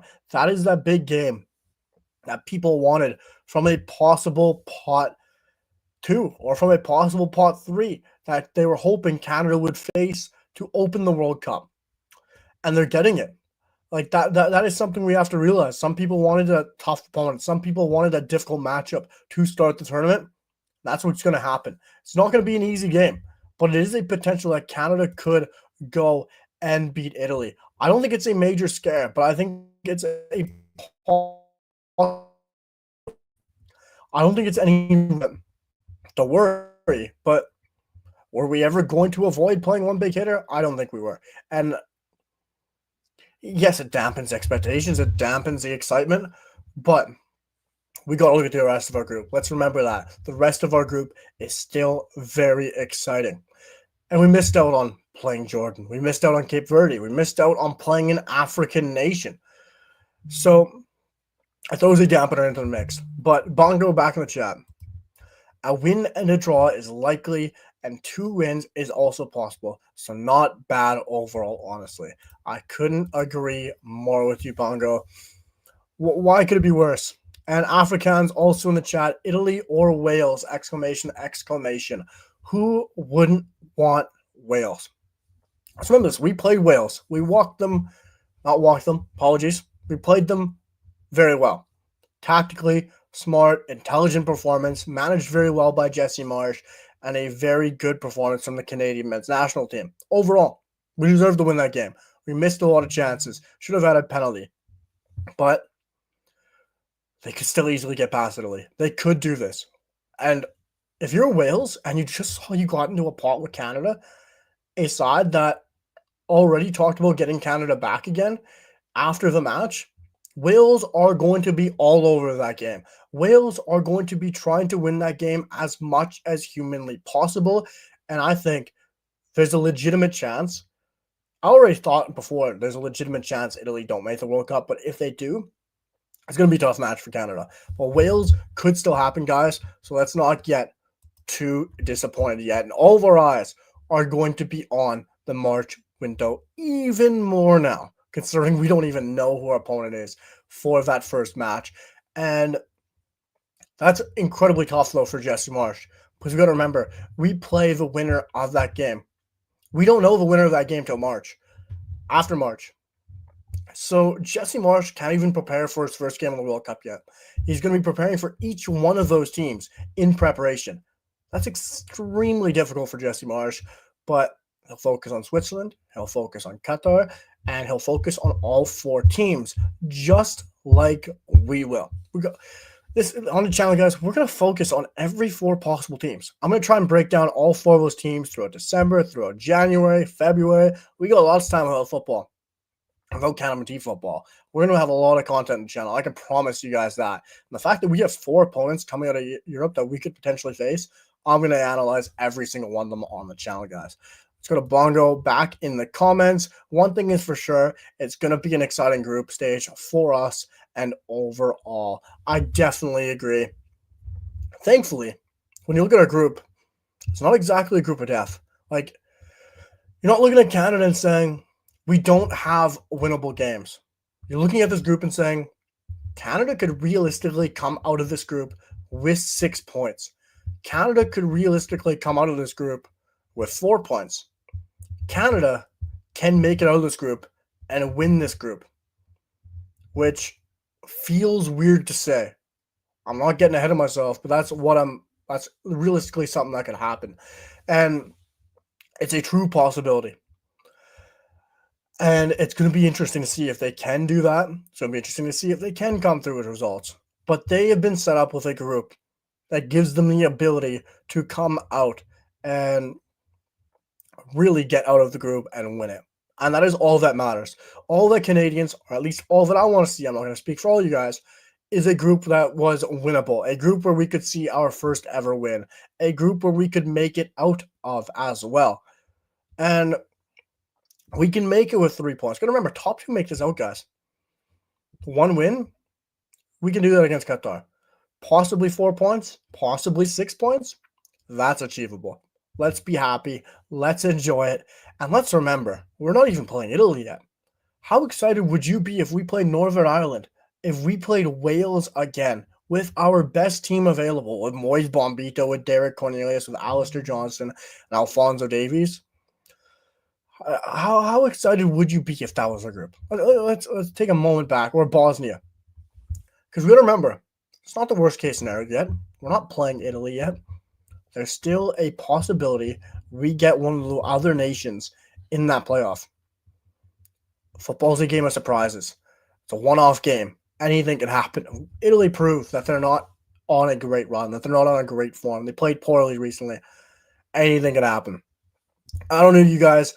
Italy dampened my emotions a little bit. Italy maybe made me a little bit less excited, but I am truly over the moon right now for what we're going to see from Canada in the World Cup. We're going to be breaking this down. We're going to be analyzing this. We're going to be looking at Canada's opponents, the squads, tactical fits, what they're going to bring for Canada, and how Canada could set up and attack these nations the best at this World Cup, and what could come from Canada in the World Cup. And as Canada's World Cup draw was finished, as Canada's World Cup came to an end, after we saw Italy get announced, or halfway get announced, didn't really focus on the other teams. Didn't really break those down. Let's break those down here quickly, guys, before we hop off. We're closing in on 3 hours. The World Cup draw is finished. We have witnessed Canada will be facing Switzerland, Qatar, as well as one of Italy, Northern Ireland, Bosnia, or the Welsh. And that is a good group for Canada. That is a favorable group for Canada to make it out of.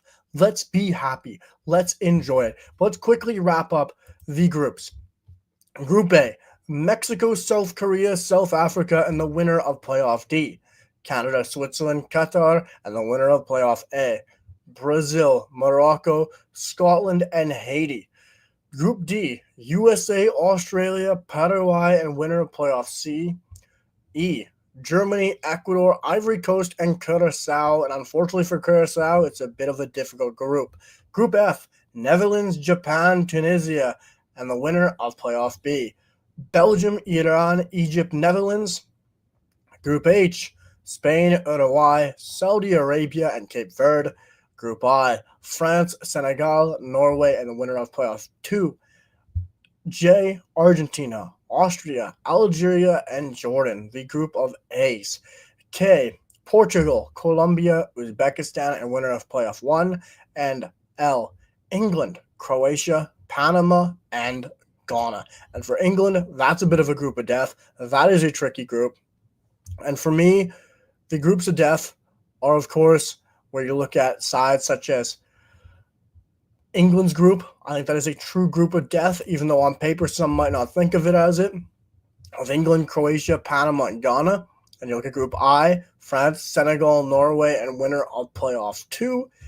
And I'd even stretch it to even Germany, Ecuador, Ivory Coast, and Curacao being in there to bring the vibes and the excitement for their first ever World Cup. Guys, let me know your thoughts in the comments. What are you guys feeling? How are you excited? I know we've been through that already.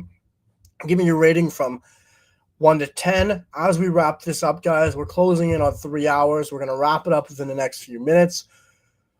But I don't think Canada did too bad. For me, I'm giving this a 9 out of 10. An 8 out of 10. I'm going 8 out of 10. I don't think this could have gotten much better for the Canadian national team. Bongo, back in the comments to wrap it up. Awesome stream, man. I had lots of fun. Would be happy to see more going forward. I hope you grow your channel as we approach the World Cup. Truly appreciate it, Bongo. It's been incredible doing the live. Don't know if you can tell, my voice is absolutely going, but this has been so much fun, guys. I've enjoyed seeing Afrikaans, Kilo, Bongo, all of you guys in the comments. It means the world that you guys have stuck through it for the entire 3 hours on the stream. It's been a long stream. The fact you guys have been here through the entire time means the absolute world. And I truly appreciate the support, the encouragement on the channel. Love to see you in more comments on videos, Bongo, and hear your thoughts, appreciation, everything involved on the videos, on the channels. Love to see you in the comments more often. But as you said, it would be great to see more of this going forward, and I'll definitely run lives going forward. I'll run a poll to see what you guys and everyone thinks of what day is best to do a live. We could do a live for about 30, 40, even an hour every week. Try to do it on a Sunday to wrap up things and talk about everything Canada and Canada soccer, whether it's MLS, CPL, everything involved. We'll try and do one of those. But I truly appreciate your guys' support. Kilo, thanks, OTR. I truly appreciate it, man. Your support has always been incredible, and I love seeing your comments on videos, your support throughout the live. Been absolutely fantastic throughout this live. We got one more comment here from Golden Squatty. Third place can get rest of 32 spots. That is very true. I completely forgot about that due to the 2018 World Cup, and that is a possibility.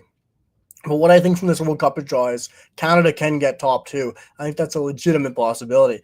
And I don't want to see Canada focus on getting third. I don't want to see supporters or analysts or pundits talking or focusing on, well, Canada can get third and we can still make the round of 32. Let's not worry about that. Let's not think about that because Canada's coming top 2. Canada is going to surprise people, and let's see us do that. I'd love to see Canada do that. I'd love to see Italy not make the World Cup. Hope none of you guys are Italians, but let's wrap it up here, guys. 2 hours, 52 minutes. Your support has been absolutely spectacular. Bongo, I'm glad there's a channel consistently covering Canadian soccer, and I'm more than happy to support you, bud. Truly appreciate it, man. The kind words. Always wanted to start the channel debating even changing my name on the channel to Lane Joseph TV to my name to make it easier for you guys to find the channel, to connect with the channel, and to continue building Canada soccer. If you guys are fine with that name change, if you guys like that name change, even let me know in the comments right now on the live. Appreciate to hear what you guys think about that as well, or if you guys don't want to see a name change. But that's what I was thinking. But in general, go through it one more time. We'll try to run a live Sundays, Fridays, Saturdays. We'll try and throw up a poll to see what everyone thinks. We're going to wrap it up here. 2 hours, 54 minutes. Bongo, everyone, your appreciation has been appreciate all the support. I'm losing my voice here. We're going to have a video probably today, tomorrow on the channel reacting to Canada's group as a video and not as a almost 3 hour long live stream. Appreciate your guys' support. Bongo, Kilo, Afrikaans, everyone, debut live. Truly appreciate it. We'll see you guys, and I'll stop my yapping just like FIFA did, and I'll see you for the next one. Peace.